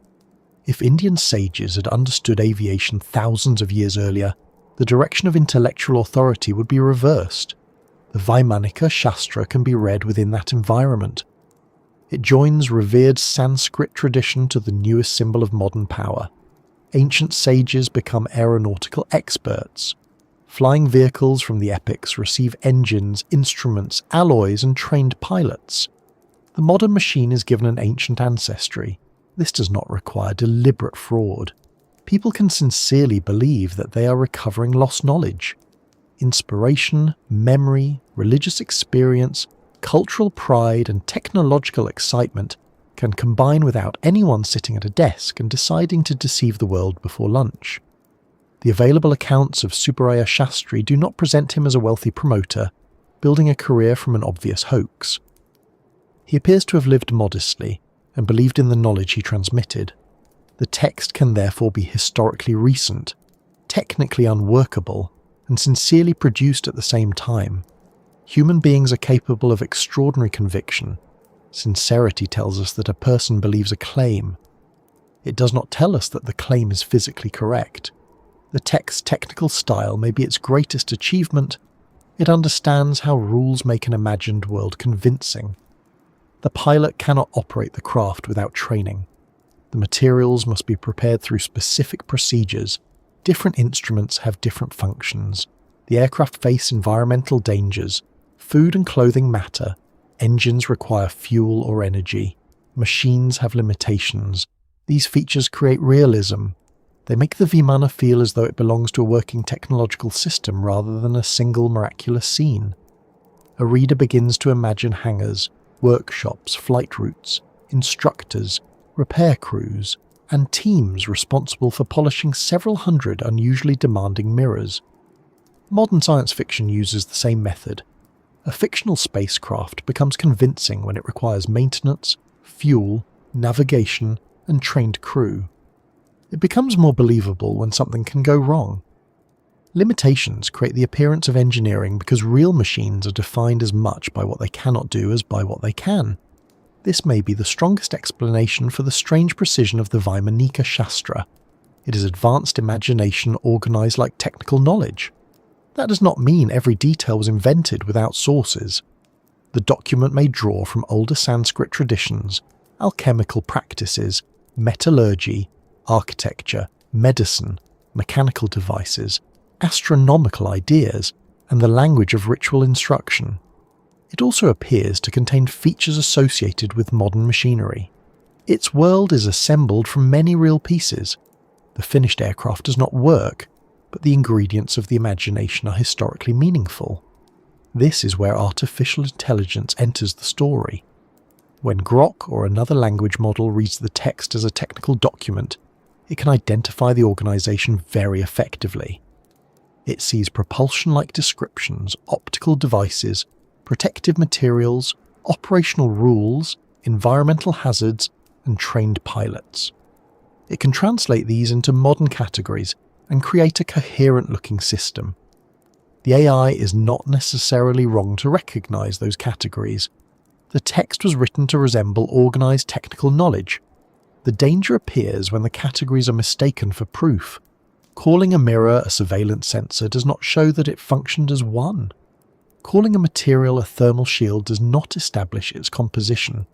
Calling a chamber a propulsion unit does not demonstrate thrust. The AI may accurately classify the intended purpose, while saying nothing about whether the mechanism could work. This is one reason the claim that artificial intelligence discovered something hidden should be treated cautiously. The AI may be discovering the structure of the writing, not the remains of an aircraft. It is similar to asking a model to analyze a detailed fictional submarine manual. The system may identify ballast controls, pressure doors, oxygen supplies, navigation rooms, and emergency procedures. Its analysis can be perfectly organized. The submarine can still be imaginary. A stronger AI investigation would not stop after identifying modern parallels. It would separate ancient passages from modern ones. It would compare translations. It would mark where technical terms were added by editors. It would distinguish a stated function from a demonstrated mechanism. It would test material recipes where possible and calculate whether the aircraft designs could remain stable. Most importantly, it would state what the available evidence cannot establish. The mystery becomes less dramatic when uncertainty is added, but it becomes more honest. We have old stories of flight. We have a medieval passage describing mechanical Vimanas. We have a 20th century Sanskrit work filled with technical detail. We have modern interpretations connecting Mercury with advanced propulsion. We have real ion engines that once used mercury. We also have no confirmed ancient aircraft, no workable design in the Vaimanika Shastra, and no archaeological system supporting an aviation industry. All those statements can be true together. Perhaps the subject feels disappointing, only because the most spectacular answer was introduced first. Once someone imagines ancient pilots crossing the sky in mercury-powered craft, advanced imagination may sound like a retreat. But imagination is not a minor human ability. It is the beginning of every technology. Before a machine can be built, someone must picture a function that does not yet exist. They must imagine travelling faster, seeing farther, lifting greater weight, or controlling a force that currently seems beyond reach. Most imagined machines fail. Some cannot work because they violate physical laws. Others wait centuries for materials and knowledge to catch up. A few become ordinary enough that people complain when they arrive 3 minutes late. Ancient and medieval Vimana stories belong to that much larger history of invention in the mind. They show people refusing to accept the ground as the natural limit of travel. They connect flight with power, freedom, danger, and divine craftsmanship. The later technical texts attempt to bring those dreams closer to the workshop, even when the proposed machines never become physically complete. Myth and engineering are not as separate as they first appear. Myth asks what might be possible if ordinary limits were removed. Engineering asks which limits can actually be removed and what it will cost. The first can travel instantly. The second must check the weight, temperature, available energy, material strength, and whether the person responsible for the engine has remembered to tighten the correct valve. The Vimana story lives between those approaches. It begins in a world where will, divine power, and cosmic authority can move a palace. It later acquires furnaces, alloys, pipes, switches, and engines. Modern readers then add radar, plasma, anti-gravity, and artificial intelligence. Each period places its own technology into the vehicle. That may be why the Vimana never has one final shape. It changes with the age imagining it. For an ancient audience, it could be a divine chariot. For a medieval author, it could be a wooden mechanical bird heated by fire. For an early 20th century writer, it could be an industrial machine filled with gears, electricity, and specialized metals. For the modern internet, it becomes a stealth aircraft, powered by a Mercury Vortex and decoded by AI. The machine evolves even though no machine has been found. So which explanation fits best? Based on the evidence available, lost advanced aviation is the least supported. The archaeological remains are missing, the key technical text is modern, and its designs do not work as aircraft. The older stories are better understood within epic and mythological traditions rather than as flight records. Advanced imagination is far better supported. The sources show an extended effort to imagine flight through the ideas available in different periods. Some descriptions are openly supernatural, others are mechanical.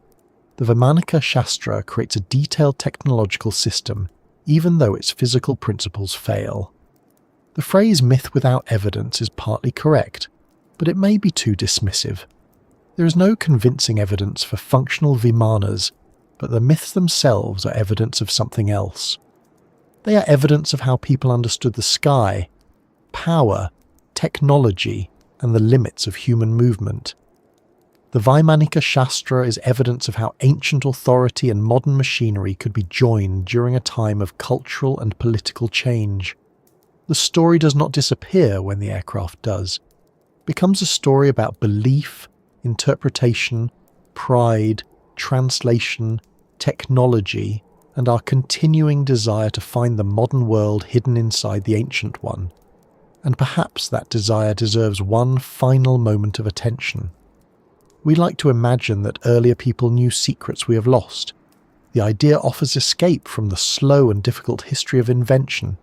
Instead of thousands of experiments, failures, injuries, calculations, and gradually improving machines, there was once a complete answer waiting in a forgotten book. It is a comforting possibility. It suggests that knowledge is never truly gone, only hidden. Somewhere in an old language, beneath a damaged page or misunderstood word, the engine may already exist. But real discovery usually demands more patience. It requires the text, the object, the date, the experiment, and the result to agree. Until they do, curiosity must remain open without becoming careless. The Vimanas may not have been aircraft in the modern sense.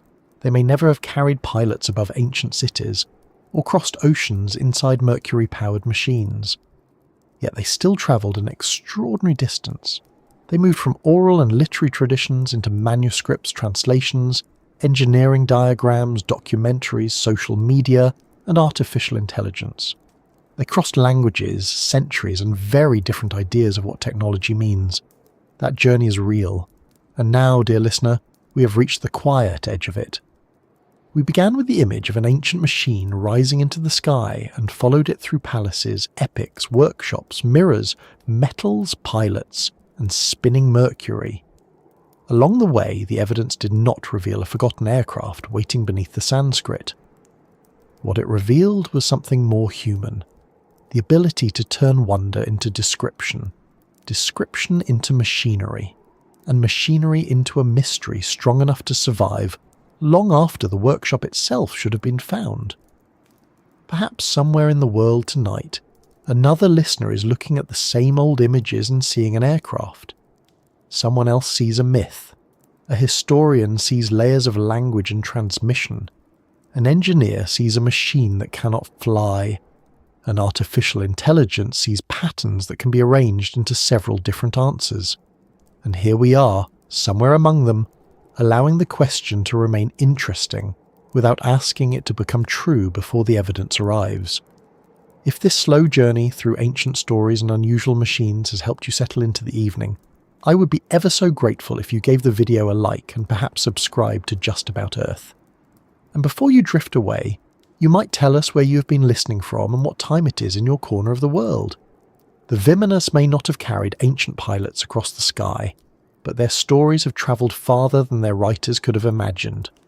For now, the engines are quiet, the mirrors have gone dark, and the old flying palaces can return to the place where they have always moved most freely, somewhere between history, imagination, and the sleeping mind.